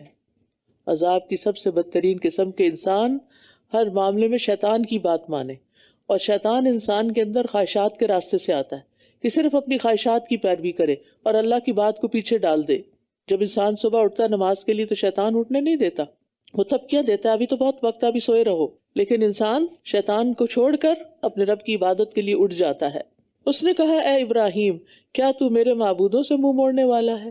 اگر تو باز نہ آیا تو میں ضرور تجھے سنگسار کر دوں گا اور تو ہمیشہ کے لیے مجھ سے الگ ہو جا۔ اب آپ دیکھیں ایک دین والا شخص کیسی زبان استعمال کرتا ہے اور ایک بے دین شخص کیسی زبان استعمال کر رہا ہے۔ اب یہ آپ پر ہے کہ آپ کس کو فالو کرتے ہیں۔ قال سلام علیک ساستغفر لک ربی انہ کان بی حفیا۔ ابراہیم نے کہا سلام ہو آپ پر۔ دیکھیے وہ ڈانٹ رہے ہیں اور سخت بات کر رہے ہیں، مارنے کی دھمکیاں دے رہے ہیں، وہ کہہ رہے ہیں سلام ہو آپ پر، میں اپنے رب سے آپ کے لیے ضرور بخشش مانگوں گا، بے شک وہ مجھ پر بڑا ہی مہربان ہے۔ یہ ہوتی ہے خیر خواہی۔ ایسے کرتے ہیں گھر والوں کو تبلیغ، یہ کہہ کے کہ وہ بات نہیں سنتے، بس میں نہیں اب کچھ کہتی، نہیں، وہ اگر آپ کو جان سے مارنے کی دھمکی بھی دے تب بھی آپ نے ان کو بتانا ہے، تب بھی آپ ان کے ساتھ حسن سلوک کریں گے، تب بھی آپ ان کے لیے دعائیں مانگیں گے اور نرمی کا معاملہ کریں گے۔ اور میں تمہیں اور جنہیں تم اللہ کے سوا پکارتے ہو سب کو چھوڑ رہا ہوں، اور میں تو صرف اپنے رب کو ہی پکارتا رہوں گا۔ امید ہے کہ میں اپنے رب سے دعا مانگ کر محروم نہ رہوں گا۔ کیسی امید ہے، انبیاء کی امید ایسے ہی ہوتی، اور اللہ تعالیٰ سے اچھی امید رکھنا یہ ایمان کا حصہ ہے۔ یعنی تم اپنے بتوں کو پکار رہے ہو، میں تو اپنے رب کو پکاروں گا، بت تو کچھ نہیں دے سکتے لیکن میرا رب مجھے نا امید نہیں کرے گا۔ پھر جب اس نے انہیں اور جن کی وہ اللہ کے سوا عبادت کرتے تھے چھوڑ دیا تو ہم نے اسے اسحاق اور یعقوب عطا کیے، اور ہر ایک کو ہم نے نبی بنایا۔ یعنی اللہ تعالیٰ نے پھر ایک خاندان لیا تو ایک اور دے دیا جو اس سے کئی درجے بہتر تھا، اور ہم نے انہیں اپنی رحمت سے نوازا، اور ہم نے ان کو سچی اور بلند ناموری عطا کی۔ سبحان اللہ۔ آل ابراہیم پر اللہ تعالیٰ نے طرح طرح کے دینی اور دنیاوی بے شمار انعامات کیے، اموال اور اولاد کی کثرت، ارض مقدس کی خلافت، نسل در نسل نبوت، امامت، بہت کچھ عطا کیا، بادشاہت، یہ آپ کی نسل میں سب کچھ چلا، اور یہ ان کی قربانیوں کا نتیجہ تھا۔ پیچھے بھی ہم نے سورۃ کہف میں بھی پڑھا نا کہ والدین کی نیکیاں اولاد کو فائدہ دیتی ہیں۔ تو اگر آپ نیک ہیں اور آپ چاہتے ہیں کہ دوسروں کے لیے خیر خواہی ہو تو اللہ تعالیٰ جو کام آپ نہیں کر سکے اللہ تعالیٰ وہ آپ کی اولاد سے لے لے گا، وہ کسی اور سے لے لے گا، اور آپ کا حصہ اس میں ہو جائے گا۔ تو اس لیے اپنی نمازوں میں، نمازوں سے باہر، قبولیت کے اوقات میں کبھی بھی اپنے بچوں کو، اپنی اولادوں کو، اپنے شاگردوں کو دعاؤں میں نہ بھولیں، کیونکہ آپ کے بعد آپ کے لیے بہترین صدقہ جاریہ اور سرمایہ یہی ہے۔ اور یہاں جو لسان صدق علیہ ہے، اس سے مراد ابراہیم علیہ السلام کی شہرت اور ناموری ہے۔ لسان بول کے وہ چیز مراد لی جاتی ہے جو زبان سے متعلق ہوتی ہے، یعنی بول، شہرت اور ناموری مراد ہوتی ہے، اور ید بول کر احسان مراد لیتے ہیں کیونکہ وہ ہاتھ کے ساتھ ہوتا ہے۔ اور اللہ تعالیٰ نے ابراہیم علیہ السلام کا ذکر خیر ہمیشہ کے لیے زبانوں پہ جاری کر دیا، ہم درود شریف میں بھی ان کا نام لیتے ہیں، اور اس کے علاوہ یہودی، عیسائی، مسلمان سب ان کی تعظیم کرتے ہیں۔ وَاذْكُرْ فِي الْكِتَابِ مُوسَىٰ، اور اس کتاب میں موسیٰ کا ذکر کیجئے، بے شک وہ چنا ہوا اور ایسا رسول تھا جو نبی تھا، اور ہم نے اسے طور کی دائیں جانب سے پکارا، اور ہم نے اسے سرگوشی کے لیے قریب کر لیا، یعنی وادی کے اس جانب سے جو موسیٰ علیہ السلام کے دائیں طرف پہاڑ کے مغربی کنارے سے ملتی تھی۔ اور یہاں پر سرگوشی کے لیے قریب کر لیا یعنی نماز کے لیے۔ نبی صلی اللہ علیہ وسلم نے فرمایا جب تم میں سے کوئی شخص نماز کے لیے کھڑا ہو تو اپنے سامنے نہ تھوکے، کیونکہ جب تک وہ اپنی نماز کی جگہ میں ہوتا ہے وہ اللہ سے سرگوشی کر رہا ہوتا ہے۔ وَوَهَبْنَا لَهُ مِن رَحْمَتِنَا أَخَاهُ هَارُونَ نَبِيًّا، اور ہم نے اپنی رحمت سے اس کے بھائی ہارون کو نبی بنا کر اسے عطا کیا۔ اور اس کتاب میں اسماعیل کا ذکر کیجئے، بے شک وہ وعدے کا بہت سچا اور ایسا رسول تھا جو نبی تھا، وہ اپنے گھر والوں کو نماز اور زکوٰۃ کا حکم دیتا تھا، اور وہ اپنے رب کے ہاں بہت پسندیدہ تھا۔ جو بندہ اللہ کی پسند کا ہوتا ہے اللہ تعالیٰ پھر اس کو چن لیتا ہے۔ اللہ یجتبی الیہ من یشاء ویہدی الیہ من ینیب، اللہ کی پسند کا بننے کے لیے کیا کرنا ہوگا؟ کوئی خاص لباس پہننا ہوگا، کوئی خاص کھانا کھانا ہوگا، کوئی خاص ایکسرسائز کرنی ہوگی۔ لوگوں کی پسند کا بننے کے لیے تو ایسے کرتے ہیں نا، ہر چیز نہیں کھاتے کیونکہ پھر جسم کا فگر جو ہے وہ خراب ہو جائے گا، ہر طرح کا لباس نہیں پہنتے، مخصوص لباس پہنتے ہیں تاکہ لوگوں میں جج جائیں، کئی دفعہ آئینہ دیکھ کر اپنے آپ کو سنوارتے ہیں، لیکن پھر بھی لوگ جس کو چاہتے ہیں پسند کرتے ہیں، جس کو چاہتے ہیں نہیں کرتے۔ اکثر لوگوں کو شکوہ رہتا ہے کہ لوگ مجھے پسند نہیں کرتے، حالانکہ ساری سرتوڑ کوششیں ہو چکی ہوتی ہیں ان کے پسندیدہ بننے کی۔ اس کے برعکس رب کا پسندیدہ بننے کے لیے کیا کرنا چاہیے؟ مرضیہ، رسول اللہ صلی اللہ علیہ وسلم کے فرمان کے مطابق کسی بندے کا فرائض کی ادائیگی اور نوافل کی کثرت رب کا پسندیدہ بننے میں مدد دیتی ہے۔ یہ حدیث نہیں ہے، اس کے مفہوم ہے، جس کی وجہ سے اللہ تعالیٰ اس سے محبت کرنے لگتا ہے۔ تو آپ دیکھیے کہ آپ اپنی فرض نمازوں کا اہتمام کیسے کرتے ہیں اور اس کے ساتھ ساتھ نوافل کتنے پڑھتے ہیں۔ اسی طرح حج فرض ہے تو پھر عمرہ نفل ہے، زکوٰۃ فرض ہے تو صدقات نفل ہیں، روزے رمضان کے فرض ہیں تو شوال کے نفل ہیں، محرم کے اور دیگر مہینے میں 3 روزے، اور اس کے علاوہ جب چاہیں سوموار جمعرات کا۔ تو ہم میں سے ہر ایک نے دیکھنا ہے کہ ہم نے دین کو صرف فرض کے درجے پہ لیا ہوا ہے یا نوافل بھی ادا کرتے ہیں۔ ہر معاملے نفل کیا ہوتا ہے؟ والنٹیرلی کوئی کام کرنا۔ تو اسی طرح ایک جاب ہم کرتے ہیں، اس کے گھنٹے ہوتے ہیں، اس کی ایک جاب ڈسکرپشن ہوتی ہے، اس کے مطابق کام کرنا ہوتا ہے۔ اس کے علاوہ اگر ہم ایکسٹرا ٹائم دیتے ہیں جو جاب آورز کے علاوہ ہے تو یہ آپ کا نفل ہو گیا، جو آپ کی جاب ڈسکرپشن میں نہیں لکھا ہوا لیکن آپ پھر بھی کسی ضرورت کے تحت وہ کام کرتے اور خصوصاً اللہ کے دین کا کام، تو یہ کیا ہے؟ یہ نفل ہے۔ فرض تو فرض ہے لیکن آپ نے جو نفل ادا کیا اس کی وجہ سے آپ اللہ تعالیٰ کے اور قریب ہو گئے۔ تو دینے والے بنیے، ایکسٹرا کام کیجیے، این ایکسٹرا مائل، ٹھیک ہے؟ صرف ڈاٹ ٹو ڈاٹ نہیں، یہاں سے میری حد ختم ہو گئی یہاں، بس اب مجھے چیک آؤٹ کرنا ہے، 12 بج گئے۔ وَاذْكُرْ فِي الْكِتَابِ إِدْرِيسَ إِنَّهُ كَانَ صِدِّيقًا نَبِيًّا، اور اس کتاب میں ادریس کا ذکر کیجئے، بے شک وہ نہایت سچا اور نبی تھا، اور ہم نے اسے ایک بلند مقام پر اٹھا لیا۔ بس ان کا اتنا ہی تذکرہ ملتا ہے، زیادہ تفصیلات نہیں ملتی۔ آدم کی اولاد میں سے یہ وہ انبیاء ہیں جن پر اللہ نے انعام کیا تھا، اور کچھ وہ جنہیں ہم نے نوح کے ساتھ سوار کیا تھا، اور کچھ ابراہیم اور اسرائیل یعنی یعقوب کی اولاد میں سے، اور ان میں سے ہیں جن کو ہم نے ہدایت دی اور ہم نے چن لیا۔ جب ان پر رحمان کی آیات پڑھی جاتی ہیں تو وہ سجدہ کرتے ہوئے اور روتے ہوئے گر پڑتے تھے، یعنی ان کا دل پسیج اٹھتا تھا اور وہ اللہ کے آگے جھک جاتے تھے۔ پھر ان کے بعد ایسے برے جانشین آئے جنہوں نے نماز ضائع کر دی۔ اللہ تعالیٰ کن کو برا کہہ رہا ہے؟ جو نماز نہیں پڑھتے، یا پڑھتے ہیں تو اس طریقے پہ نہیں پڑھتے جس پہ پڑھنی چاہیے، اور نفسانی خواہشات کی پیروی کرنے لگے، صرف خواہشات کی پوجا، خواہشوں کے بندے، تو عنقریب وہ گمراہی کے انجام کو جا پہنچیں گے۔ یعنی انعام یافتہ لوگوں کے برعکس اب ان لوگوں کا ذکر ہے جن کا انجام ہلاکت خیز ہے۔ یہ نماز کو ضائع کرنا کیا ہے؟ لوگوں نے ابن مسعود سے یہ سوال کیا، انہوں نے کہا اس سے مراد نماز کو اتنی دیر سے پڑھنا کہ اس کا وقت نکل جائے، لیٹ کر کے نماز پڑھنا۔ لوگوں نے کہا ہم تو یہ سمجھتے تھے کہ نماز کو چھوڑ دینا اسے ترک کرنا ہے۔ فرمایا اگر وہ نماز چھوڑ دیتے تو کافر ہو جاتے، یعنی پڑھنے والوں نے ہی ضائع کیا، یہ مراد ہے اس سے۔ الا من تاب وآمن وعمل صالحا، سوائے ان کے جو توبہ کر لیں، اور توبہ میں کیا ہے؟ پھر نمازیں وقت پر پڑھیں اور ایمان لے آئیں اور نیک عمل کریں، تو یہی لوگ جنت میں داخل ہوں گے اور وہ کچھ بھی ظلم نہ کیے جائیں گے، ہمیشگی کے باغات میں جن کا وعدہ رحمان نے اپنے بندوں سے غائبانہ طور پر کیا ہے، بے شک اس کا وعدہ پورا ہو کر رہنے والا ہے۔ وہ اس میں کوئی لغو بات نہیں سنیں گے مگر سلامتی کی بات، اور وہاں ان کے لیے صبح و شام ان کا رزق ہوگا۔ یہ ہے وہ جنت جس کا وارث ہم اپنے بندوں میں سے اسے بنائیں گے جو متقی ہوگا، اور ہم آپ کے رب کے حکم کے بغیر نہیں اترتے۔ اسی کا ہے جو ہمارے آگے ہے اور جو ہمارے پیچھے ہے اور جو اس کے درمیان ہے، اور آپ کا رب کبھی بھولنے والا نہیں ہے۔ یعنی فرشتے جو ہیں وہ جب اترتے ہیں، چاہے عذاب لے کے چاہے وہی لے کے، وہ اللہ کے اذن سے آتے ہیں، خود سے نہیں آتے۔ ان الحکم الا للہ، اصل حکم اور فیصلہ اللہ کا ہوتا ہے۔ رب ہے آسمانوں اور زمین کا اور جو ان دونوں کے درمیان ہے، بس آپ اسی کی عبادت کیجئے اور اسی کی عبادت پر جمے رہیے، استقامت اختیار کیجئے۔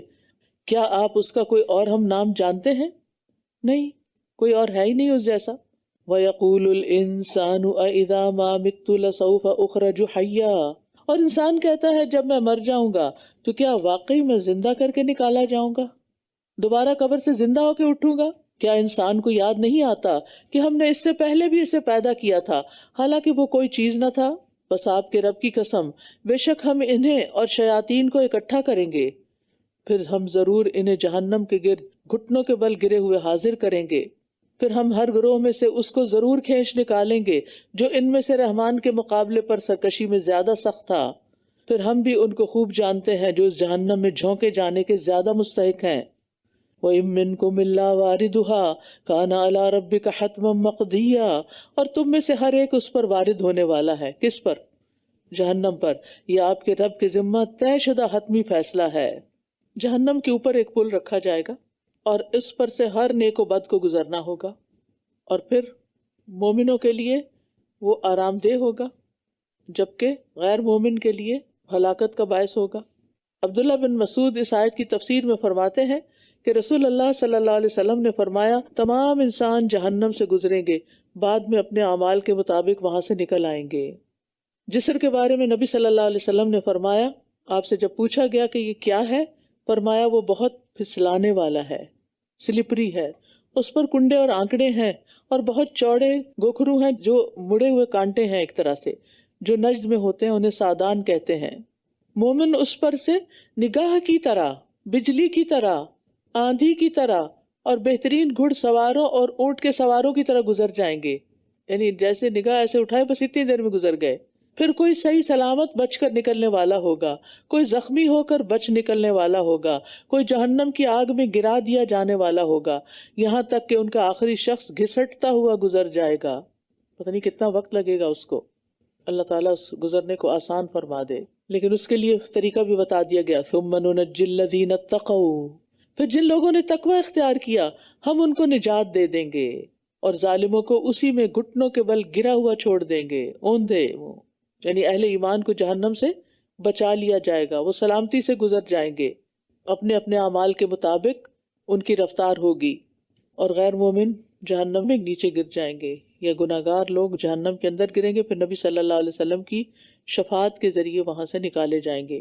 اور جب ان پر ہماری واضح آیات پڑھی جاتی ہیں تو وہ لوگ جنہوں نے کفر کیا ایمان والوں سے کہتے ہیں کہ ان دونوں گروہوں میں کون مقام میں بہتر اور مجلس میں خوب تر ہے، یعنی ان کو اپنے مکان اور اپنی جگہیں زیادہ بڑی لگتی تھی، لہٰذا وہ اس غرور میں مبتلا ہو گئے تھے کہ ہم زیادہ بہتر لوگ ہیں۔ آج بھی ایسا ہی ہوتا ہے، یعنی جو ناسمجھ لوگ ہوتے ہیں وہ اپنی دنیا کے مال و متاع کی وجہ سے اکڑتے اور پھولتے ہیں، چاہے ان کا اخلاق زیرو ہو، چاہے ان کے اندر دینداری نام کی نہ ہو، چاہے ان کے اندر کوئی خیر نہ ہو، لیکن وہ کیا سمجھتے ہیں کہ چونکہ ان کے پاس بہت دنیا ہے لہٰذا وہی سب سے پسندیدہ ہیں اللہ کے، اور وہی بہت اچھے ہیں، اور ہر ایک کو کرٹیسائز کرتے ہیں، ہر ایک میں کوئی نہ کوئی نقص نکال لیتے ہیں، ہر ایک کو لان تان کرنا شروع کر دیتے ہیں۔ تو نبی صلی اللہ علیہ وسلم کے دور کے بھی جو آپ کے مخالف تھے اس بنا پر بھی تھے کہ ان کے پاس دولت تھی اور وہ غریبوں کے ساتھ مجلس میں بیٹھنا نہیں چاہتے تھے، اور وہ سمجھتے تھے کہ جیسے دنیا میں یہ سب کچھ مل گیا ہے آخرت میں بھی ہمارے لیے ہے، لہٰذا وہ ان کو کمپیئر کرتے رہتے تھے کہ زیادہ اچھا کون ہے، ہم ہیں یا یہ غریب جو اسلام لائے، اور کتنی ہی امتیں ہم نے ان سے پہلے ہلاک کر دیں، وہ ساز و سامان اور نمود و نمائش میں کہیں بہتر تھے۔ اللہ تعالیٰ فرماتے ہیں یہ نمود و نمائش اور یہ دنیا کا سامان کام آنے والا نہیں، پچھلی قومیں تم سے زیادہ یہ سب کچھ رکھتی تھی اور انہیں برباد کر دیا گیا، کیونکہ حدیث میں آتا ہے بے شک اللہ نہ تمہارے جسموں کو دیکھتا ہے نہ تمہاری صورتوں کو، لیکن وہ تمہارے دلوں کی طرف دیکھتا ہے، اور آپ نے اپنی انگلیوں سے اپنے سینے کی طرف اشارہ کیا۔ تو جو چیز اللہ دیکھتا ہے اس کو زیادہ سجانے کی ضرورت ہے، اور دل سجتا ہے ایمان کے ساتھ، تقوی کے ساتھ، توکل کے ساتھ، اللہ کی محبت کے ساتھ۔ کہہ دیجئے جو کوئی گمراہی میں پڑا ہوا ہو تو رحمان اسے خوب ڈھیل دیتا رہتا ہے، یہاں تک کہ جب وہ اسے دیکھ لیں گے جس کا وہ وعدہ دیے جاتے ہیں، خواہ عذاب ہو اور خواہ قیامت ہو، تو وہ جان لیں گے کون ہے جو مقام میں بدتر ہے اور لشکر کے اعتبار سے کمزور تر ہے۔ اور جن لوگوں نے ہدایت پائی ہے اللہ ان کو ہدایت میں زیادہ کر دیتا ہے، اور باقی رہنے والی نیکیاں آپ کے رب کے نزدیک ثواب اور انجام میں بہت بہتر ہیں۔ کیا پھر آپ نے اسے دیکھا جس نے ہماری آیات کا انکار کیا اور کہا میں ضرور ہی آخرت میں بھی مال اور اولاد دیا جاؤں گا، جیسے دنیا میں بہت کچھ ملا ہے آگے بھی بہت کچھ ہے۔ کیا وہ غیب پر مطلع ہو گیا ہے یا اس نے رحمان کے ہاں سے کوئی عہد لے رکھا ہے؟ یعنی اللہ نے کب اس سے ایسا کوئی وعدہ کیا تھا؟ کلا، ہرگز نہیں، جو وہ کہہ رہا ہے ہم ضرور اسے لکھ لیں گے اور ہم اس کے لیے عذاب بڑھاتے جائیں گے، اور جو وہ کہتا ہے ہم ہی اس کے وارث ہوں گے۔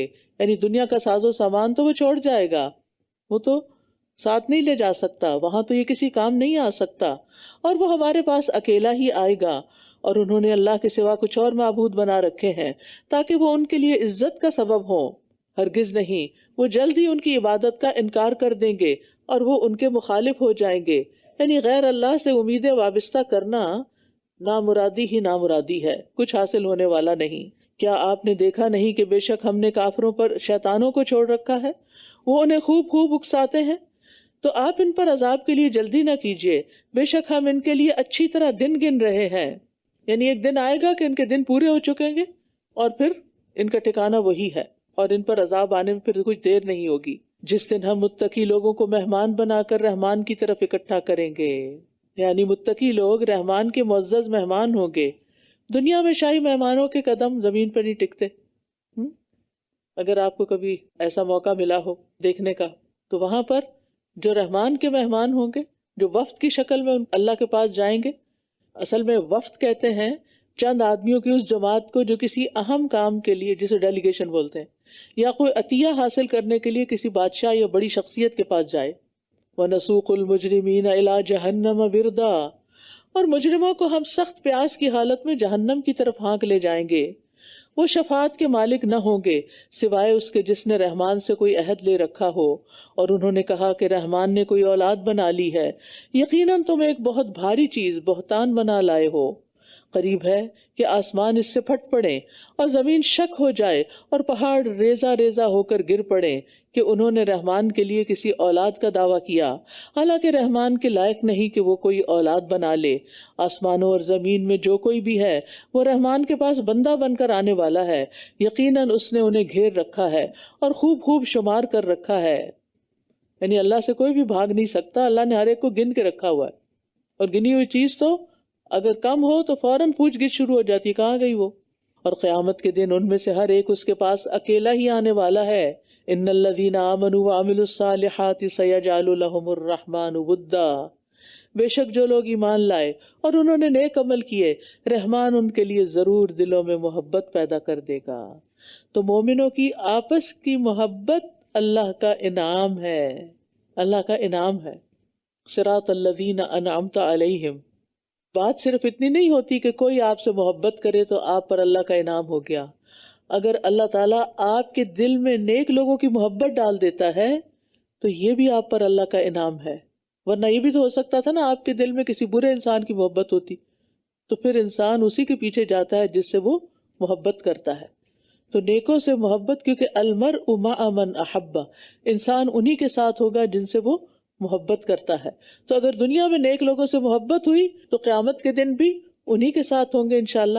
مجاہد کہتے ہیں اللہ ان سے محبت کرے گا اور انہیں اپنے مومن بندوں کے دلوں میں محبوب بنا دے گا جو ایمان لا کر نیک کام کریں.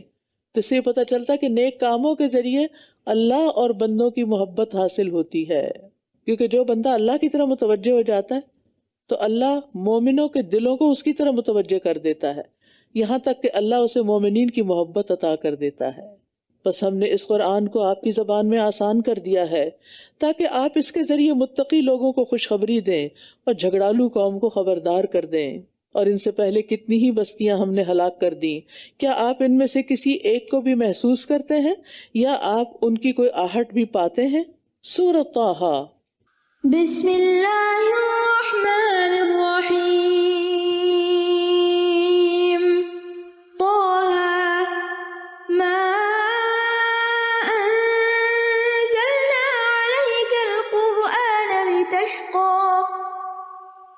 بسم اللہ الرحمن الرحیم. طٰہٰ. ہم نے آپ پر یہ قرآن اس لیے نازل نہیں کیا کہ آپ مشقت میں پڑ جائیں، یعنی دنیا میں ایسے کاموں میں پھنس جائیں جو مشقت اور تھکاوٹ کا باعث ہوں، یا پھر آخرت میں مشقت میں پڑیں. آپ صلی اللہ علیہ وسلم کو عبادت میں بھی مشقت کی بجائے میانہ روی کا حکم دیا گیا تھا، اسی لیے فرمایا فَاقْرَؤْا مَا تَيَسَّرَ مِنَ الْقُرْآنِ.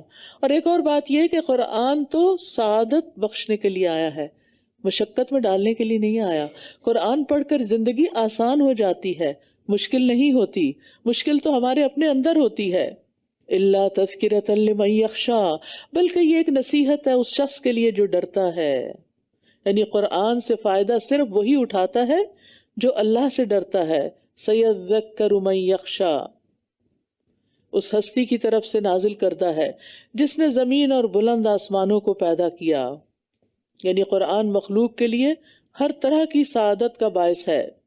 الرحمن علی العرش استوى. رحمان جو عرش پر مستوی ہے، یعنی اللہ سبحانہ وتعالی عرش پر ہے. کیسے کھڑا ہے یا بیٹھا ہے نہیں معلوم اور نہ اس میں جانا چاہیے. یعنی یہ ہمیں پتا ہے کہ وہ عرش پر ہے لیکن یہ نہیں پتا کہ کیفیت کیا ہے. اور کسی بھی چیز کو پیدا کرنے سے پہلے اللہ تعالیٰ عرش پر تھا، یعنی مخلوق کی تخلیق سے پہلے ہی. اس کے عرش کی مقدار کو بھی اس کے سوا کوئی نہیں جانتا. اور یہ عرش جو ہے ساری مخلوقات کی چھت ہے. اور یہ معلوم ہوتا ہے حدیث سے کہ جنت الفردوس کے اوپر عرش ہے. نبی صلی اللہ علیہ وسلم نے فرمایا جنت میں 100 درجے ہیں، ہر 2 درجوں کے درمیان 100 سال کا فاصلہ ہے. ایک درجے سے دوسرے درجے تک جانے میں 100 سال لگتے ہیں اور 100 درجے ہیں، جیسا کہ زمین اور آسمان کے درمیان کا فاصلہ. اور فردوس اس کا اعلیٰ ترین درجہ ہے. پھر وہ کہاں ہوگی سوچئے. اس سے 4 نہریں نکلتی ہیں اور اس کے اوپر عرش ہے. جب بھی تم اللہ سے سوال کرو تو جنت الفردوس کا سوال کرو. لہو ما فی السماوات و ما فی الارض. اسی کا ہے جو کچھ آسمانوں اور زمین میں ہے اور جو ان دونوں کے درمیان ہے اور جو گیلی مٹی کے نیچے ہے. سب کا مالک اللہ ہے. اور اگر آپ بلند آواز سے بات کریں تو یقیناً وہ جانتا ہے چھپی ہوئی باتوں کو اور پوشیدہ تر بات کو بھی جو ابھی زبان پر آئی ہی نہیں. اللہ وہ ہے جس کے سوا کوئی معبود نہیں. اللہ لا الہ الا هو لہ الاسماء الحسنی. اللہ وہ ہے جس کے سوا کوئی معبود نہیں، سب اچھے اچھے نام اسی کے ہیں. یعنی اس صورت میں اللہ کے جو نام آئے ہیں ان کو بھی آپ نے ہائی لائٹ کرنا ہے، پہچاننا ہے اور اس کے مطابق دعا بھی کرنی ہے. اور ویسے بھی عمومی طور پر اللہ کے ناموں کو یاد کرنا چاہیے. اور اس میں غور و فکر بھی کرنا چاہیے. وَهَلْ أَتَاكَ حَدِيثُ مُوسَىٰ، اور کیا آپ کے پاس موسیٰ کی خبر آئی ہے؟ یعنی موسیٰ علیہ السلام کا قصہ بیان کرنے کا مقصد آپ صلی اللہ علیہ وسلم کو تسلی دینا تھا. اور یہاں پر آپ دیکھیے کہ سوال کے انداز میں بات کی گئی ہے. کوئی سوال پوچھنا نہیں تھا، لیکن یہ ایک سٹائل ہوتا ہے بات کرنے کا جس میں دوسرے کو ڈائریکٹ حکم دینے کے بجائے اس سے سوالی انداز میں بات کی جاتی ہے، اور اس طرح دوسرا بھی سوچنے سمجھنے پر مجبور ہو جاتا ہے. جب اس نے ایک آگ دیکھی تو اپنے گھر والوں سے کہا تم ٹھہرو، میں نے ایک آگ دیکھی ہے، شاید کہ میں تمہارے پاس اس سے کوئی انگارہ لے آؤں یا اس آگ کے پاس کوئی رہنمائی پاؤں. پھر جب وہ اس کے پاس آیا تو پکارا گیا، اے موسیٰ، یقیناً میں ہی تمہارا رب ہوں، بس اپنے دونوں جوتے اتار دو کیونکہ تم طوا کی مقدس وادی میں ہو. تو اس سے پتہ چلتا ہے کہ مسجدوں وغیرہ میں جوتے اتار کے جانا چاہیے، لیکن اگر آپ کسی پلے گراؤنڈ میں ہیں اور جگہ پاک ہے، جوتا بھی پاک ہے، تو نماز اس میں بھی ہو سکتی ہے. موسیٰ علیہ السلام کو جوتے اتارنے کا حکم کیوں دیا گیا تھا؟ کہا جاتا ہے کہ اس وقت ان کے جوتے پاک نہیں تھے، اس وجہ سے. اور ایک اور بات یہ بھی ہے کہ اگر آپ کسی جگہ پر، جیسے آپ سفر کر رہے ہیں، ایئرپورٹ پہ ہیں یا جہاز میں ہیں یا کہیں بھی باہر کہیں آؤٹ ڈور نماز پڑھ رہے ہیں اور آپ جوتے میں پڑھ رہے ہیں، تو دوسروں کو بتا دیں میرے جوتے صاف ہیں اور اس کی اجازت ہے، کیونکہ پھر لوگ متنفر ہوتے ہیں کہ یہ کیا کر رہے ہیں. اور میں نے تمہیں چن لیا ہے، لہٰذا جو وحی کی جائے اسے غور سے سنو. وحی کو، قرآن کو، اللہ کے کلام کو توجہ سے سننا چاہیے. بے شک میں ہی اللہ ہوں، میرے سوا کوئی معبود نہیں، بس میری ہی عبادت کرو اور میری یاد کے لیے نماز قائم کرو. اللہ تعالیٰ نے وحی دینے سے پہلے موسیٰ علیہ السلام کو اپنی پہچان کروائی، پھر عبادت کا حکم دیا، اور پھر عبادت میں خاص طور پر نماز قائم کرنے کا. اور اللہ تعالیٰ نے اپنا نام کیا بتایا؟ اننی انا اللہ، کہ میرا نام اللہ ہے. یہ اس کا ذاتی نام ہے، باقی سارے صفاتی نام ہیں، اور اللہ میں ہی باقی سارے نام آتے ہیں. جیسے اللہ مالک ہے، اللہ خالق ہے، تو اللہ ہر ایک کے ساتھ لگتا ہے. اور عبادت کا جو حکم دیا گیا، تو عبادت میں ہر وہ عمل آ جاتا ہے جو انتہائی محبت کے ساتھ، انتہا درجے کی عاجزی اور تعظیم کے ساتھ کیا گیا ہو. اس میں قول، فعل اور دل کا اخلاص سبھی شامل ہے. اخلاص بھی عبادت ہے. اور نماز کو خاص طور پر اس لیے علیحدہ بیان کیا گیا اس کی اہمیت کے پیش نظر. اور موسیٰ علیہ السلام کو پہلی وحی میں نماز کا حکم دیا جا رہا ہے، اور نبی صلی اللہ علیہ وسلم کو بھی ابتدائی وحی میں فرمایا گیا وَرَبَّكَ فَكَبِّرْ.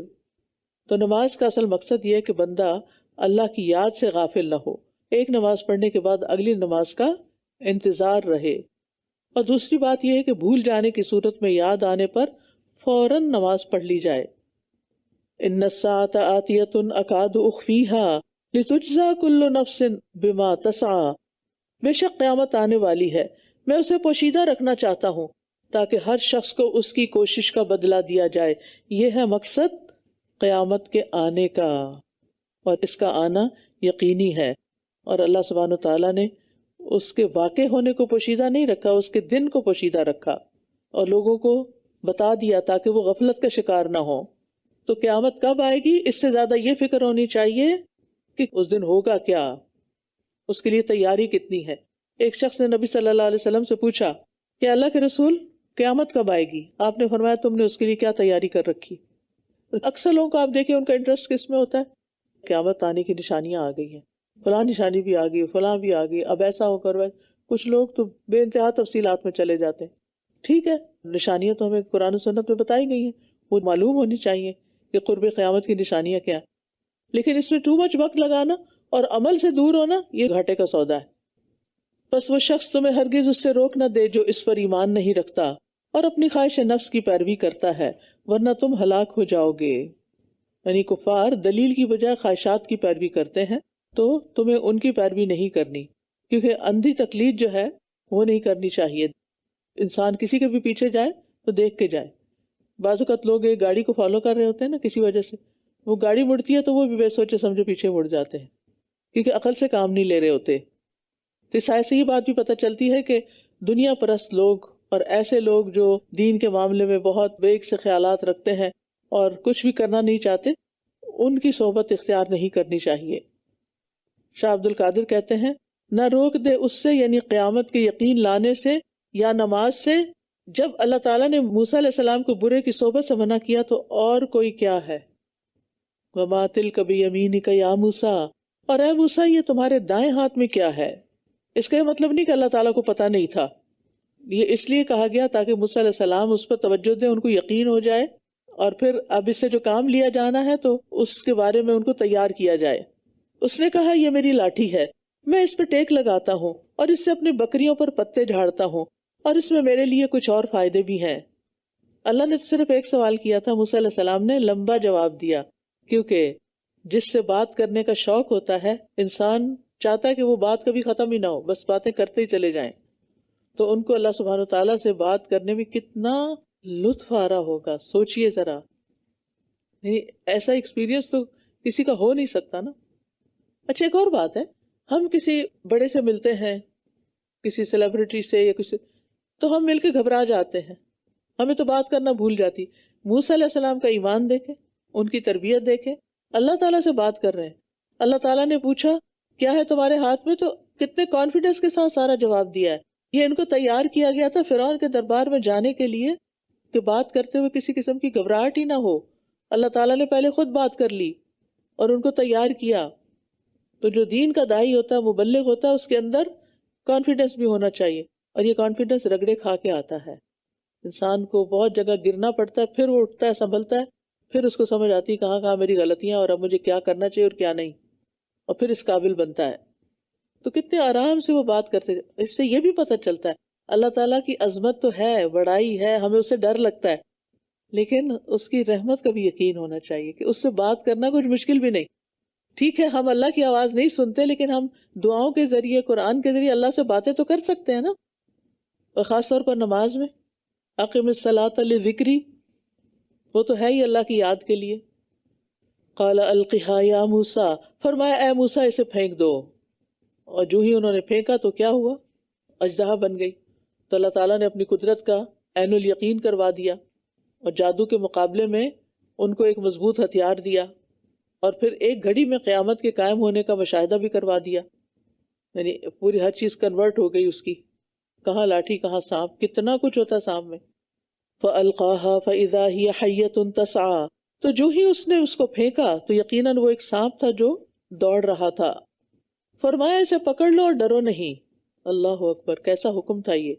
عنقریب ہم اسے اس کی پہلی حالت پر لوٹا دیں گے۔ اس کو کہتے ہیں ایمان۔ سانپ پکڑ لو، بس پکڑ لے انسان، کیونکہ بہت سے احکام ہمیں سانپ کی طرح ہی لگتے ہیں کہ ان کو پکڑیں گے تو پتہ نہیں کیا ہو جائے گا، خوف ہوتا ہے ہمارے اندر، لیکن کچھ نہیں ہوتا۔ اللہ کا حکم ہے نا، اللہ ساتھ دیتا ہے، اللہ مدد کرتا ہے اگر آپ اپنی نیت میں سچے ہوں۔ اور اپنے ہاتھ کو اپنے پہلو کے ساتھ ملا لو، وہ بغیر کسی عیب کے چمکتا ہوا نکلے گا۔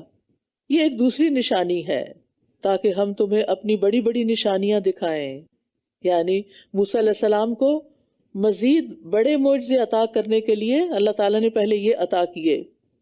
اذهب الى فرعون انه طغى، فرعون کی طرف جاؤ کیونکہ وہ سرکش ہو گیا ہے۔ یعنی معجزات عطا کرنے کے بعد متکبر فرعون کو تبلیغ کا حکم دیا گیا۔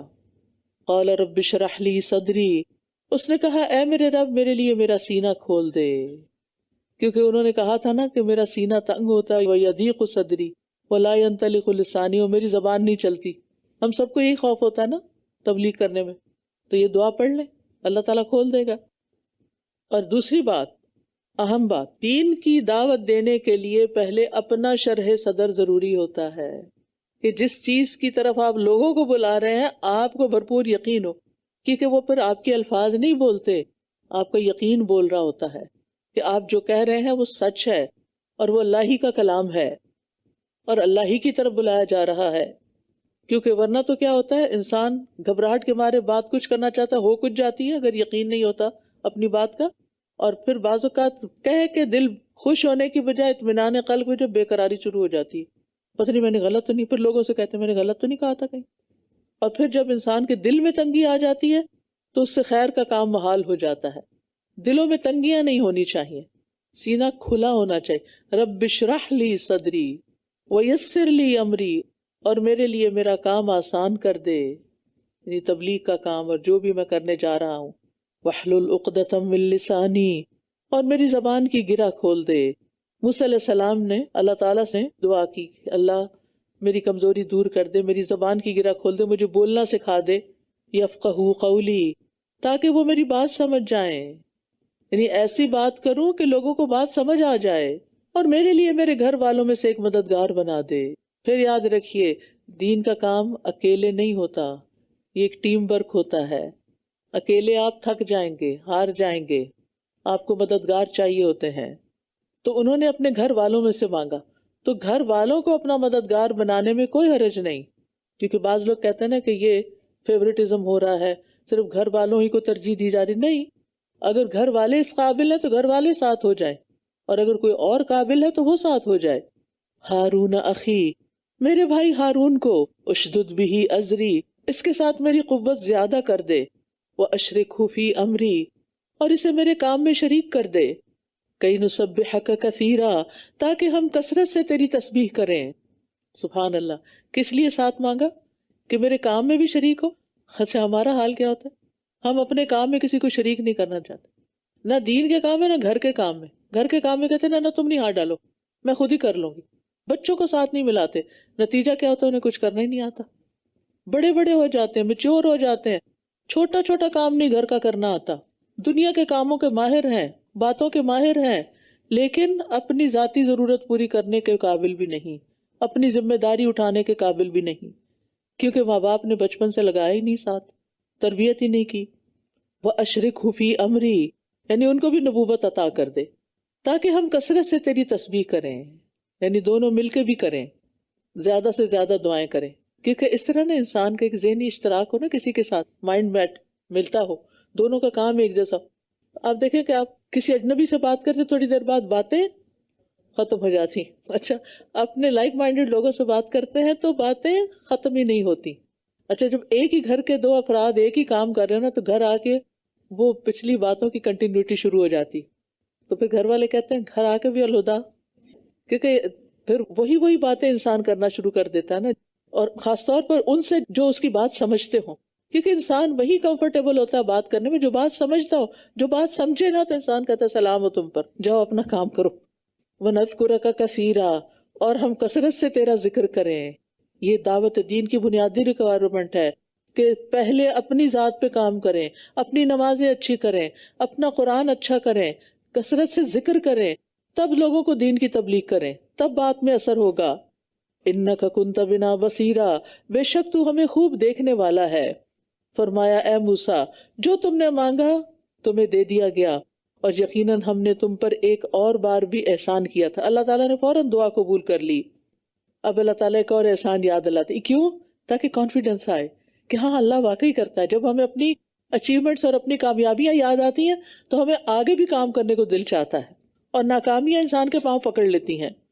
جب ہم نے تمہاری ماں کی طرف الہام کیا تھا جو الہام کیا جاتا ہے، یعنی خفیہ اشارہ کیا تھا ان کے دل میں، الہام کیا تھا، کیونکہ عورتوں کو نبوت تو نہیں دی گئی، یہ کہ تم اسے صندوق میں ڈال دو، پھر اس کو دریا میں ڈال دو، پھر دریا اس کو ساحل پہ ڈال دے تاکہ اسے میرا اور اس کا دشمن پکڑ لے، اور میں نے تم پر اپنی طرف سے محبت ڈال دی، اور تاکہ تم میری آنکھوں کے سامنے پرورش کیے جاؤ۔ یہ محبت بھی اللہ ڈالتا ہے۔ کچھ بچے ایسے ہوتے ہیں نا کہ سبھی کی آنکھوں کا تارا ہوتے ہیں، اور یہ محبت ان کے لیے اللہ نے دلوں میں ڈالی ہوتی ہے۔ تو ام موسیٰ کو اللہ نے صندوق کو دریا میں ڈالنے کا حکم دے دیا۔ سوچئے ان کا حال کیا ہوا ہوگا۔ ماں تو تھوڑی دیر کے لیے الگ نہیں کرتی، الگ کمرے میں نہیں چھوڑتی، تو کہاں یہ کہ بالکل دریا کی لہروں کے حوالے کر دیا۔ جب تمہاری بہن چلی جا رہی تھی تو کہہ رہی تھی کہ کیا میں تمہیں ایسے شخص کے بارے میں بتاؤں جو اس کی کفالت کرے؟ یوں ہم نے تمہیں تمہاری ماں کی طرف لوٹا دیا تاکہ اس کی آنکھیں ٹھنڈی ہوں اور وہ غم نہ کرے۔ اللہ ہی ٹوٹے دلوں کا دعویٰ کرتا ہے نا۔ اور تم نے ایک شخص کو قتل کر دیا تو ہم نے تمہیں اس غم سے نجات دی، اور ہم نے تمہیں خوب خوب آزمایا۔ وَفَتَنَّاكَ فُتُونًا، اللہ اپنے پیاروں کو آزماتا ہے، یاد رکھیے اگر زندگی میں آزمائش ہے تو آپ اللہ کے محبوب ہیں۔ پھر تم کئی سال اہل مدین میں ٹھہرے رہے، پھر اے موسیٰ تم ایک مقرر اندازے پر آ گئے، ایک مقرر اندازے پر، یعنی اس وقت اب تمہیں یہ سب کچھ ملنا تھا، یہ انعام ہونا تھا، تو اچھے وقت کا انتظار کریں اور آزمائشوں کے وقت کو صبر سے گزاریں۔ وَاسْتَنَعْتُكَ لِنَفْسِي، اور میں نے تمہیں خاص اپنے لیے بنا لیا، یعنی اللہ تعالیٰ کے احسانات کا ایک مقصد یہ ہے یعنی جو بھی احسانات کیے کہ تم سے دعوت و تبلیغ کا کام لیا جائے. دیکھیے اللہ کے کام کا بننا بھی تو ایک معنی رکھتا ہے نا، اور اس کے لیے آزمائشوں سے گزرنا ضروری ہوتا ہے. بھٹی پہ چڑھے بغیر سونا چاندی خالص نہیں ہوتا. اللہ کے دین کے کام کے لیے خالص ہونے کی ضرورت ہے. تم اور تمہارا بھائی میری نشانیاں لے کر جاؤ. وَلَا تَنِيَا فِي ذِكْرِي وَلَا تَنِيَا فِي ذِكْرِي، اور تم دونوں میری یاد میں، میرے ذکر میں سستی نہ کرنا. داعی دین کو، دین کی طرف بلانے والوں کو کثرت سے اللہ کا ذکر کرنا چاہیے. یہ نہیں کہ اوروں کو تو دین کی تبلیغ کرتے رہیں اور خود اپنا ذکر کرنا اور عبادت کرنا بھول جائیں. وہ کہتے ہیں نا کہ جو اپنی خیر خواہی سے پہلے دوسروں کی کر رہا ہوتا ہے وہ فساد کر رہا ہوتا ہے. کہ اگر آپ اتنے ہی سچے تو پہلے اپنی تو کریں. اور پھر آپ دیکھیں کہ دشمن کے مقابلے میں ہمیشہ ذکر سے مدد لینی چاہیے. سورۃ انفال کے شروع میں بھی آیا تھا نا کہ ایمان والے تو وہ ہوتے ہیں کہ جب اللہ کا ذکر کیا جاتا ہے تو ان کے دل کانپ اٹھتے ہیں. اذهبا الى فرعون انه طغى، تم دونوں فرعون کے پاس جاؤ، بلا شبہ وہ بہت سرکش ہو گیا ہے. پھر دونوں اس سے نرمی سے بات کرنا. وہ سرکش ہے لیکن تم نے کیا کر نرمی اختیار کرنی. شاید کہ وہ نصیحت قبول کر لے یا ڈر جائے. یعنی پھر بھی امید رکھنی ہے. فرعون جیسا بندہ بھی بدل سکتا ہے، امید کے ساتھ جاؤ. جب آپ پہلے سے ہی ایک منفی سوچ سوچتے ہیں اس نے نہیں سننا، اس نے نہیں بدلنا، اس کو بتانے کا کوئی فائدہ نہیں، تو آپ کی بات قطعاً اثر نہیں کرتی. آپ ہر ایک سے ہوپ فل رہیں، اس میں بھی کوئی خیر ہے، یہ بھی کہیں نہ کہیں کچھ مان ہی جائے گا، مجھے اپنا کام کرنا ہے. تب آپ کانفیڈنس سے کام کرتے ہیں. اور اگر داعی دین یا ایک معلم یہ پڑھائے کہ چلو اپنا فرض پورا کرتا ہوں، انہوں نے تو کچھ کرنا نہیں، یہ نہ سوچے. لوگوں کے بارے میں کیوں بدگمان ہوتے ہیں؟ لوگوں کے اندر بڑی خیر ہوتی ہے اور وہ ہر چیز ہمارے سامنے تھوڑی کرتے ہیں. آپ کو کیا پتا وہ خفیہ چھپے ہوئے کیسی کیسی نیکیوں کے کام کرتے ہیں کہ قیامت کے دن ان کی نیکیاں پہاڑوں برابر ہوں اور آپ منہ دیکھتے رہ جائیں. تو اس لیے کسی کے بارے میں بھی برا گمان نہ کریں، کیونکہ دعوت اللہ جو ہوتی ہے اس سے دوسرے کی ہدایت مطلوب ہوتی ہے، اصلاح مطلوب ہوتی ہے، نہ کہ اپنی برتری ثابت کرنا، اپنی قابلیت جتانا اور اپنا غصہ نکالنا. یہ مقصد نہیں ہوتا. اور نرمی تو جس چیز میں داخل ہو جائے اسے خوبصورت بنا دیتی ہے، اور جس چیز سے نکال لی جائے اسے عیبدار بنا دیتی ہے. دونوں نے کہا اے ہمارے رب، ہم ڈرتے ہیں کہ وہ ہم پر زیادتی کرے گا یا یہ کہ وہ حد سے بڑھ جائے گا. فرمایا تم دونوں مت ڈرو، میں تمہارے ساتھ ہوں، میں سن رہا ہوں اور دیکھ بھی رہا ہوں. سبحان اللہ. ان تنصر اللہ ینصرکم ویثبت اقدامکم فَأْتِيَاهُ، سو دونوں اس کے پاس جاؤ اور کہو کہ ہم تیرے رب کے رسول ہیں، پس تو بنی اسرائیل کو ہمارے ساتھ بھیج دے اور ان کو تکلیف نہ دے. ہم تیرے پاس تیرے رب کی طرف سے ایک نشانی لائے ہیں، اور سلام ہے اس پر جو ہدایت کی پیروی کرے. بے شک ہماری طرف وحی کی گئی ہے کہ جو جھٹلائے اور منہ موڑے اس کے لیے عذاب ہے، نہیں مانو گے تو سزا بھی ہے. بشیرا و نذیرا. اس نے کہا پھر تم دونوں کا رب کون ہے موسیٰ؟ کہا ہمارا رب وہ ہے جس نے ہر چیز کو اس کی شکل و صورت عطا کی، پھر اس کی رہنمائی کی. چڑیا کو اڑنا سکھایا، مچھلی کو تیرنا سکھایا، انسان کو چلنا سکھایا، ہر چیز کو بتایا اس نے کیا کرنا ہے، ہر چیز کی پروگرامنگ کی، ہر ایک کو زندگی گزارنے کا طریقہ سکھایا. وہ بولا پہلی قوموں کا کیا حال ہے. یعنی فرعون جو ہے کہا جاتا ہے کہ دہریہ مزاج تھا، وہ مردہ لوگوں کے بارے میں جاننا چاہتا تھا کہ وہ کہاں گئے.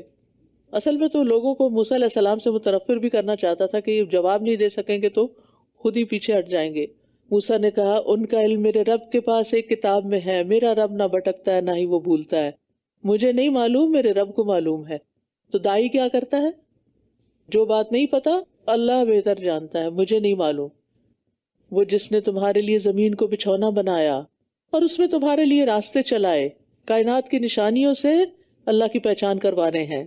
اور اسی نے آسمان سے پانی اتارا، پھر ہم نے اس کے ساتھ مختلف اقسام کی نباتات نکالیں، تم اس میں سے کھاؤ اور اپنے مویشیوں کو بھی چراؤ. یقیناً اس میں عقل والوں کے لیے بہت سی نشانیاں ہیں. اور اسی زمین سے ہم نے تمہیں پیدا کیا اور اسی میں ہم تمہیں واپس لوٹائیں گے اور اسی سے ہم تمہیں دوسری بار نکالیں گے. 3 مرحلے. اور ہم نے اسے اپنی سب نشانیاں دکھائیں، پھر بھی اس نے جھٹلایا اور انکار ہی کیا. اس نے کہا اے موسیٰ، کیا تو ہمارے پاس اس لیے آیا ہے کہ اپنے جادو کے ذریعے ہمیں ہماری زمین سے نکال دے؟ حالانکہ ایسا تو کچھ نہیں تھا. اس نے تو کہا تھا کہ بنی اسرائیل کو ہمارے ساتھ بھیج دو. تو ہم بھی تیرے پاس ایسا ہی جادو لائیں گے، پس تو ہمارے اور اپنے درمیان ایک کھلے ہموار میدان میں وعدے کا وقت مقرر کر دے، نہ ہم اس کی خلاف ورزی کریں اور نہ تم کرنا۔ فرعون نے اپنے آپ کو سچا ثابت کرنے کے لیے یہ ڈھونگ رچایا۔ اس نے کہا تمہارے وعدے کا دن جشن کا دن ہے، اور یہ کہ لوگ چاشت کے وقت اکٹھے کیے جائیں، چھٹی کے دن لوگوں کو اکٹھا کیا جائے جب سب لوگ آ سکیں۔ چنانچہ فرعون واپس پلٹا، پھر اس نے اپنی تدابیر جمع کی اور وہ مقابلے کے لیے آ گیا۔ موسیٰ نے ان سے کہا افسوس تم پر، اللہ پر جھوٹ مت گھڑو ورنہ وہ تمہیں عذاب کے ساتھ فنا کر دے گا، اور جس نے جھوٹ گھڑا یقیناً وہ نامراد ہوا۔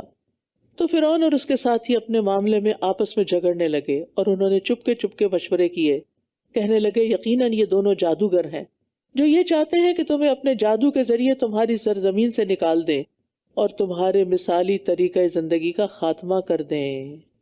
ان کو اس کی فکر تھی کہ ہماری تہذیب ختم ہو جائے گی، لہٰذا تم بھی اپنی تدابیر جمع کر لو، پھر صف بنا کر آ جاؤ، اور جو آج غالب آئے گا یقیناً وہی کامیاب ہوگا۔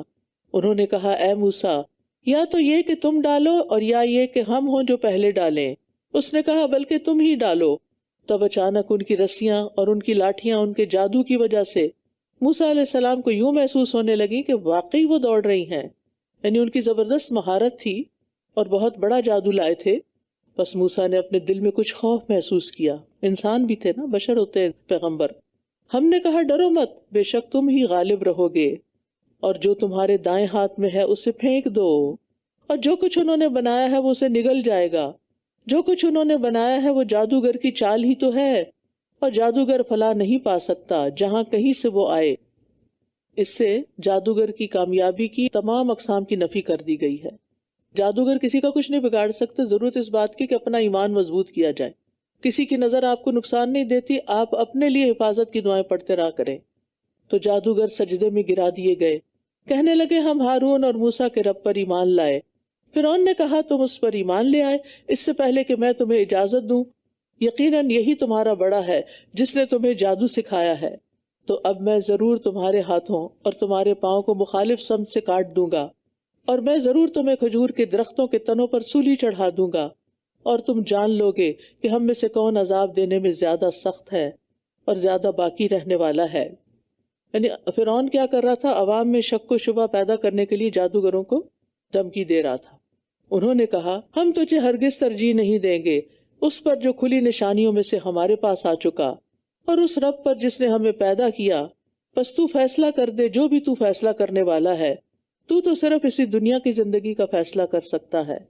یعنی جادوگر حق کو دیکھ کر ایمان میں پختہ ہو گئے، کسی چیز کی پرواہ نہیں اب انہیں، نہ اپنی جان کی۔ بے شک ہم اپنے رب پر ایمان لے آئے ہیں تاکہ وہ ہمارے لیے ہماری خطائیں بخش دے، اور اس جادوگری کو بھی جس پر تو نے ہمیں مجبور کیا ہے، یعنی اس جادو کے گناہ کو بھی، اور اللہ ہی بہتر ہے اور زیادہ باقی رہنے والا ہے۔ حقیقت یہ ہے کہ جو بھی اپنے رب کے پاس مجرم بن کر آئے گا تو یقیناً اس کے لیے جہنم ہے، نہ وہ اس میں مرے گا اور نہ جیے گا۔ جہنم میں نہ زندگی ہے نہ موت ہے، نہ زندوں میں نہ مرنے والوں میں۔ اور جو کوئی اس کے پاس مومن بن کر آئے گا جبکہ اس نے نیک اعمال بھی کیے ہوں گے تو یہی لوگ ہیں جن کے لیے بلند و بالا درجات ہیں۔ ایمان لانے والوں کے لیے جنت کے مختلف درجات ہیں ان کے اعمال کے مطابق۔ جنات عدن تجری من تحتها الانہار، ہمیشگی کے باغات ہیں جن کے نیچے نہریں بہتی ہوں گی، ان میں وہ ہمیشہ رہنے والے ہیں، اور یہی بدلہ ہے اس کا جو پاکیزگی اختیار کرے۔ اور بلا شبہ ہم نے موسیٰ کی طرف وحی کی کہ میرے بندوں کو راتوں رات لے چلو، پھر ان کے لیے سمندر میں ایک خشک راستہ بنا لو، نہ تمہیں گھیرے جانے کا خوف ہوگا اور نہ تم ڈرو گے، تمہیں کوئی پکڑ نہیں سکے گا۔ بس فرعون نے اپنے لشکروں کے ساتھ ان کا پیچھا کیا، پھر انہیں سمندر سے اس چیز نے ڈھانپ لیا جس نے انہیں ڈھانپنا تھا، اور فرعون نے اپنی قوم کو گمراہ کر دیا اور صحیح رہنمائی نہ کی۔ اے بنی اسرائیل، یقیناً ہم نے تمہیں تمہارے دشمن سے نجات دی، اور ہم نے تم سے طور کی دائیں جانب کا وعدہ لیا، اور ہم نے تم پر من و سلوہ اتارا۔ اللہ تعالیٰ اپنے احسانات یاد کرا رہے ہیں۔ کلوا من طیبات ما رزقناکم، ان پاکیزہ چیزوں میں سے کھاؤ جو ہم نے تمہیں بطور رزق دی ہیں، اور تم اس میں حد سے نہ بڑھو ورنہ تم پر میرا غضب اترے گا، اور جس پر میرا غضب اترا تو یقیناً وہ ہلاک ہو گیا۔ یعنی رزق میں تجاوز نہ کرو، یعنی دوسرے کا حق نہ کھاؤ، فضول خرچی نہیں کرو، رزق پا کے اتراؤ مت، جو اس کے حقوق ہیں وہ ادا کرو، نافرمانی کی جگہوں پہ خرچ نہ کرو۔ وَإِنِّي لَغَفَّارٌ لِمَن تَابَ وَآمَنَ وَعَمِلَ صَالِحًا ثُمَّ اهْتَدَىٰ، اور بے شک میں اس کو بہت بخشنے والا ہوں جو توبہ کرے اور ایمان لائے اور نیک عمل کرے پھر وہ ہدایت پر قائم رہے۔ مغفرت کے لیے 4 شرائط کا ذکر کر دیا گیا ہے۔ وَمَا أَعْجَلَكَ عَنْ قَوْمِكَ يَا مُوسَىٰ، اور اے موسیٰ کیا چیز تمہیں تمہاری قوم سے پہلے جلد لے آئی، یعنی تم قوم کو چھوڑ کر طور کی طرف جلدی کیسے آ گئے؟ اس نے کہا وہ سب لوگ میرے پیچھے ہی آ رہے ہیں، اور اے میرے رب میں نے تیری طرف آنے کی جلدی کی تاکہ تو راضی ہو جائے۔ سبحان اللہ، موسیٰ علیہ السلام نے اگرچہ جلدی کی تھی، جلد بازی پسندیدہ چیز نہیں، لیکن یہ جلدی بھی کیوں کی کہ اللہ کو راضی کرنا ہے، اللہ سے ملاقات کرنی ہے۔ فرمایا ہم نے تمہارے بعد تمہاری قوم کو فتنے میں ڈال دیا ہے اور سامری نے انہیں گمراہ کر دیا ہے۔ اصل موسیٰ علیہ السلام قوم کو 30 دن کا اعتکاف بتا کر گئے تھے، جسے اللہ تعالیٰ نے 40 دنوں سے مکمل کیا۔ قوم اس سے بے خبر تھی، انہیں نہیں پتا تھا موسیٰ کب آئیں گے۔ اس مدت سے فائدہ اٹھا کر سامری نے کیا جو کچھ کیا۔ تو موسیٰ اپنی قوم کی طرف سخت غضبناک اور غمگین ہو کر پلٹا، کہا اے میری قوم، کیا تمہارے رب نے تم سے اچھا وعدہ نہیں کیا تھا؟ پھر کیا وہ مدت تم پر طویل ہو گئی، یا تم نے چاہا کہ تم پر تمہارے رب کی طرف سے کوئی غضب نازل ہو جائے تو تم نے میرے وعدے کے خلاف کیا؟ انہوں نے کہا ہم نے اپنی مرضی سے تیرے وعدے کی خلاف ورزی نہیں کی، بلکہ فرعون کی قوم کے زیورات کے بوجھ ہم پر لاد دیے گئے تھے تو ہم نے انہیں پھینک دیا۔ پھر اسی طرح سامری نے بھی کچھ بنا ڈالا، یعنی ان کے پاس کوئی معقول جواب نہیں تھا۔ پھر اس نے ان کے لیے ایک مجسم بچڑا بنا ڈالا، اس کی گائے کی سی آواز تھی۔ انہوں نے کہا یہی تمہارا معبود ہے، اور موسیٰ کا معبود تو وہ بھول گیا ہے۔ اس طرح سامری نے اپنی قوم کو بہکایا۔ کیا پھر یہ دیکھ نہیں رہے تھے کہ وہ بچڑا ان کی بات کا جواب بھی نہ لوٹاتا اور نہ ہی وہ ان کے لیے کسی نفع اور نقصان کا اختیار رکھتا تھا؟ اور بے شک ہارون نے انہیں اس سے پہلے ہی کہہ دیا تھا، اے میری قوم، تم اس بچڑے کے ذریعے آزمائے گئے ہو، اور یقیناً تمہارا رب تو رحمان ہی ہے، بس تم میری پیروی کرو اور میرے حکم کی اطاعت کرو۔ یعنی ہارون علیہ السلام نے پیچھے آسان طریقے سے قوم کو سمجھایا تھا۔ وہ کہنے لگے ہم تو ہمیشہ اسی پر جم کر بیٹھے رہیں گے یہاں تک کہ موسیٰ ہماری طرف لوٹ آئے۔ موسیٰ نے کہا اے ہارون، جب تو نے دیکھا کہ وہ بھٹک گئے ہیں تو کس چیز نے تجھے روکا کہ تو میری پیروی نہ کرے؟ کیا پھر تو نے میرے حکم کی نافرمانی کی؟ ہارون نے کہا اے میری ماں کے بیٹے، نہ تم میری داڑھی کو پکڑو اور نہ میرے سر کو، در حقیقت مجھے تو اس کا خوف تھا کہ تم کہو گے کہ تو نے بنی اسرائیل کے درمیان تفرقہ ڈال دیا ہے اور تم نے میری بات کا انتظار نہ کیا۔ اس نے کہا تو اے سامری تیرا کیا معاملہ ہے؟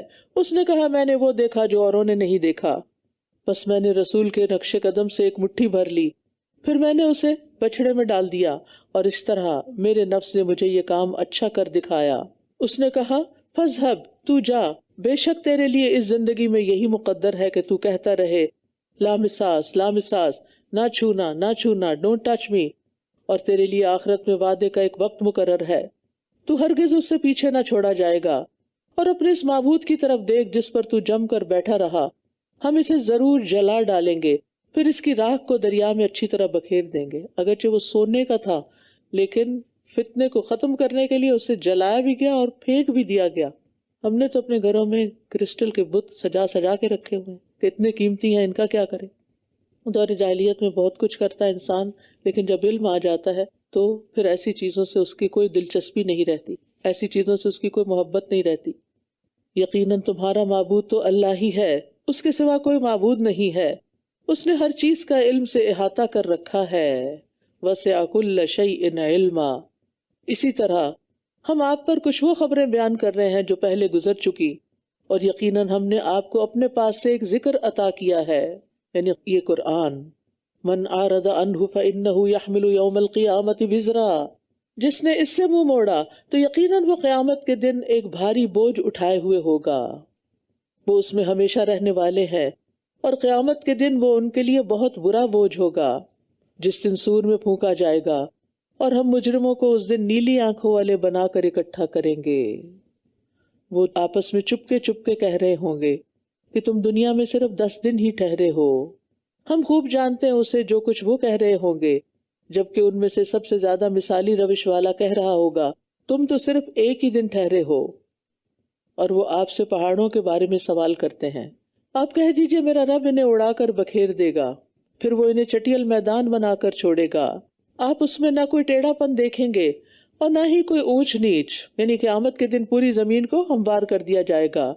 اس دن وہ سب ایک پکارنے والے کی پیروی کریں گے جس سے کوئی انحراف نہ کرے گا، اور رحمان کے سامنے سب آوازیں دب جائیں گی تو سوائے قدموں کی آہٹ کے تم کچھ نہ سنو گے.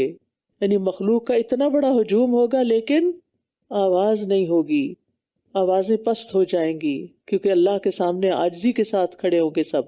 اس دن شفاعت کوئی فائدہ نہ دے گی مگر جس کو رحمان اجازت دے اور اس کی بات کو پسند کرے.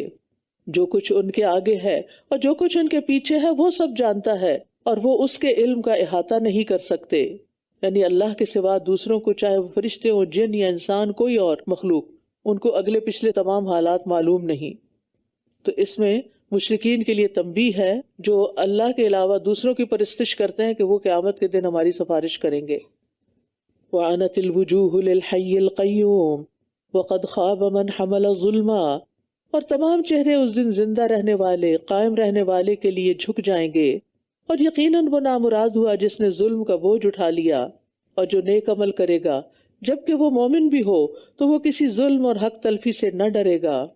اور اسی طرح ہم نے اس کو عربی قرآن بنا کر نازل کیا، اور ہم اس میں تنبیہات کو پھیر پھیر کر لائے شاید کہ وہ تقوی اختیار کریں یا یہ ان میں کوئی یاد دہانی پیدا کر دے.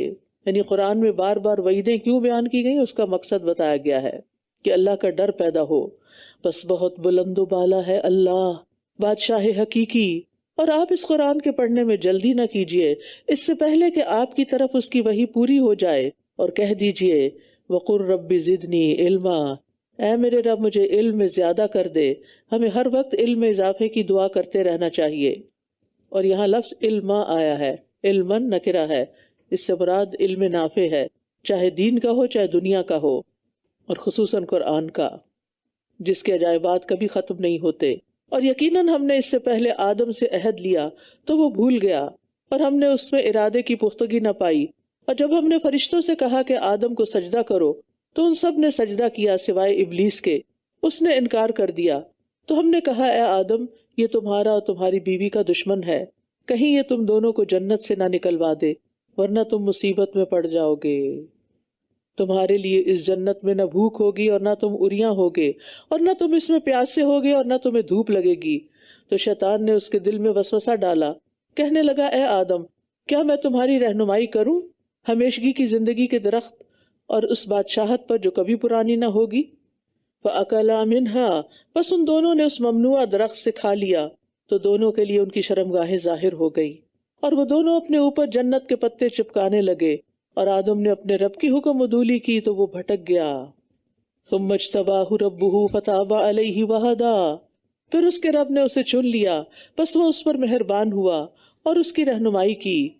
اور یہ وہی کلمات ہیں ربنا ظلمنا انفسنا کہ جو اللہ تعالیٰ نے سکھائے تھے آدم علیہ السلام کو. جس سے پتہ چلتا ہے کہ غلطی کے بعد توبہ کرنے والے انسان سے اللہ تعالیٰ محبت کرتا ہے. تو اصل چیز ہے چاہے شیطان بہکا دے، کسی غلط کام میں انسان پڑ جائے لیکن واپس پلٹ آئے، توبہ کر لے، اللہ سے سوری کر لے. فرمایا تم دونوں یہاں سے اکٹھے اتر جاؤ، تم ایک دوسرے کے دشمن ہوگے. پھر اگر تمہارے پاس میری طرف سے کوئی ہدایت آ جائے تو جس نے میری ہدایت کی پیروی کی تو نہ وہ بھٹکے گا اور نہ ہی وہ مصیبت میں پڑے گا. تو اس سے پتہ چلتا ہے کہ انسان کو زمین پر آنے کے لیے ہی پیدا کیا گیا تھا. اور پھر یہاں انسان کا کام کیا ہے؟ اللہ کی ہدایت کی پیروی کرنا. اور اصل ہدایت وہی ہے جس کی طرف قرآن و سنت رہنمائی کرتا ہے. وَمَنْ أَعْرَضَ عَنْ ذِكْرِي، اور جس نے میرے ذکر سے اعراض کیا، میرے ذکر قرآن سے، تو اس کے لیے تنگ گزران ہوگی. منہ موڑ لیا، پہلے پڑھتے تھے پھر چھوڑ دیا تو زندگی تنگ ہو جائے گی، گھٹن کا شکار ہو جائے گی. اور قیامت کے دن ہم اسے اندھا اٹھائیں گے. معیشت وہ چیز ہوتی ہے جس پر زندگی گزرتی ہے، کھانا پینا، دیگر ضروریات. اور تنگ زندگی کا مطلب یہ نہیں کہ صرف وہ ہوں گی نہیں، بلکہ ہوں گی بھی تو ان میں کوئی لطف نہیں رہے گا، ایسے ایسے مسائل آئیں گے ان میں. اور یہ بھی کہا گیا کہ اس سے مراد عذاب قبر ہے. تو اس میں دنیا اور برزخی زندگی دونوں ہی کی تنگی شامل ہے. اور کتنے ہی مالدار لوگ ایسے ہیں اور کتنے ہی ریسورسفل لوگ ایسے ہیں کہ جن کے پاس سب کچھ ہے لیکن ان کی اولاد نے ان کا ناک میں دم کر رکھا ہے اور زندگی کی کسی نعمت کو انجوائے نہیں کر پاتے، کیونکہ نہ خود دین پر تھے نہ بچوں کو دین سکھایا، لہٰذا وہ بگڑ گئے، بھٹک گئے۔ تو یہاں پر دنیا میں حق کو قبول نہ کرنے کی سزا ہے کہ انسان قیامت کے دن اندھا بہرا کر کے اٹھایا جائے گا۔ وہ کہے گا میرے رب تو نے مجھے اندھا کیوں اٹھایا حالانکہ میں تو دیکھنے والا تھا۔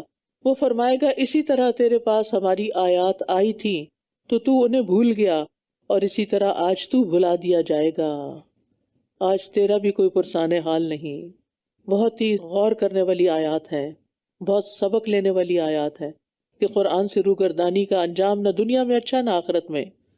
ایسے ایسے مسائل ہیں کہ انسان سوچ بھی نہیں سکتا، اور اسی طرح ہم بدلہ دیتے ہیں اس کو جو حد سے گزر جائے اور اپنے رب کی آیات پر ایمان نہ لائے، اور یقیناً آخرت کا عذاب زیادہ شدید اور زیادہ باقی رہنے والا ہے۔ پھر کیا اس بات نے ان کی رہنمائی نہیں کی کہ ہم نے ان سے پہلے کتنی ہی بستیاں ہلاک کیں جن کے رہنے کی جگہوں میں یہ چلتے پھرتے ہیں، یقیناً اس میں عقل والوں کے لیے نشانیاں ہیں۔ اور اگر آپ کے رب کی طرف سے پہلے سے ایک طے شدہ بات اور میعاد مقرر نہ ہو چکی ہوتی تو عذاب لازم ہو جاتا، بس صبر کیجئے اس پر جو وہ کہتے ہیں، اور اپنے رب کی حمد کے ساتھ تسبیح کیجئے سورج طلوع ہونے سے پہلے اور اس کے غروب ہونے سے پہلے، اور کچھ رات کی گھڑیوں میں بھی بس تسبیح کیجئے، اور دن کے دونوں کناروں میں بھی، تاکہ آپ راضی ہو جائیں۔ یہ اطمینان قلب کا ذریعہ ہے 5 نمازوں کی پابندی، اور آپ ان چیزوں کی طرف نگاہیں اٹھا کر بھی نہ دیکھیں جو ہم نے ان کے مختلف لوگوں کو دنیا کی زندگی کی رونق کے لیے دے رکھی ہیں، تاکہ ہم انہیں اس میں آزمائیں، اور آپ کے رب کا رزق بہت بہتر اور زیادہ باقی رہنے والا ہے۔ اور اپنے گھر والوں کو نماز کا حکم دیجئے اور خود بھی اس پر قائم رہیے۔ ہم آپ سے کسی رزق کا سوال نہیں کرتے، ہم ہی آپ کو رزق دیتے ہیں، اور اچھا انجام تو تقویٰ کے لیے ہے، یعنی تقویٰ والوں کے لیے ہے۔ اس سے پتہ چلتا ہے کہ روزی کمانے کی خاطر اپنی عبادات میں سستی نہیں کرنی چاہیے، کیونکہ اللہ تعالیٰ نے انسان کو اپنی عبادت کے لیے پیدا کیا ہے۔ کیونکہ جو شخص ایسا کرتا ہے تو اس کا فقر اللہ تعالیٰ اس کی آنکھوں کے سامنے رکھ دیتا ہے، اس کے معاملات بکھیر دیتا ہے، اور دنیا سے اسے بس اتنا ہی ملتا ہے جو اس کے مقدر میں ہوتا ہے۔ تو دنیا اور آخرت دونوں میں اچھا انجام تقویٰ پر ہی منحصر ہے۔ اور یہ کہتے ہیں یہ ہمارے پاس اپنے رب کی طرف سے کوئی نشانی کیوں نہیں لاتا؟ کیا بھلا ان کے پاس کوئی واضح دلیل نہیں آئی جو پہلے صحیفوں میں ہے؟ اور اگر ہم اس سے پہلے ہی انہیں کسی عذاب کے ساتھ ہلاک کر دیتے تو یہ لوگ ضرور کہتے اے ہمارے رب تو نے ہماری طرف کوئی رسول کیوں نہ بھیجا تاکہ ہم تیری آیات کی پیروی کرتے اس سے پہلے کہ ہم ذلیل و رسوا ہوتے۔ کہہ دیجئے سب انتظار کر رہے ہیں، لہٰذا تم بھی انتظار کرو۔ وَسَتَعْلَمُونَ مَنْ أَصْحَابُ الصِّرَاطِ السَّوِيِّ وَمَنِ اهْتَدَىٰ، ان قریب تم جان لوگے کہ سیدھے رستے والے کون ہیں اور کون ہیں جنہوں نے ہدایت پائی۔ وآخر دعوانا ان الحمد للہ رب العالمین۔ سبحانک اللہم وبحمدک، اشہد ان لا الہ الا انت، استغفرک واتوب الیک۔ السلام علیکم ورحمۃ اللہ وبرکاتہ۔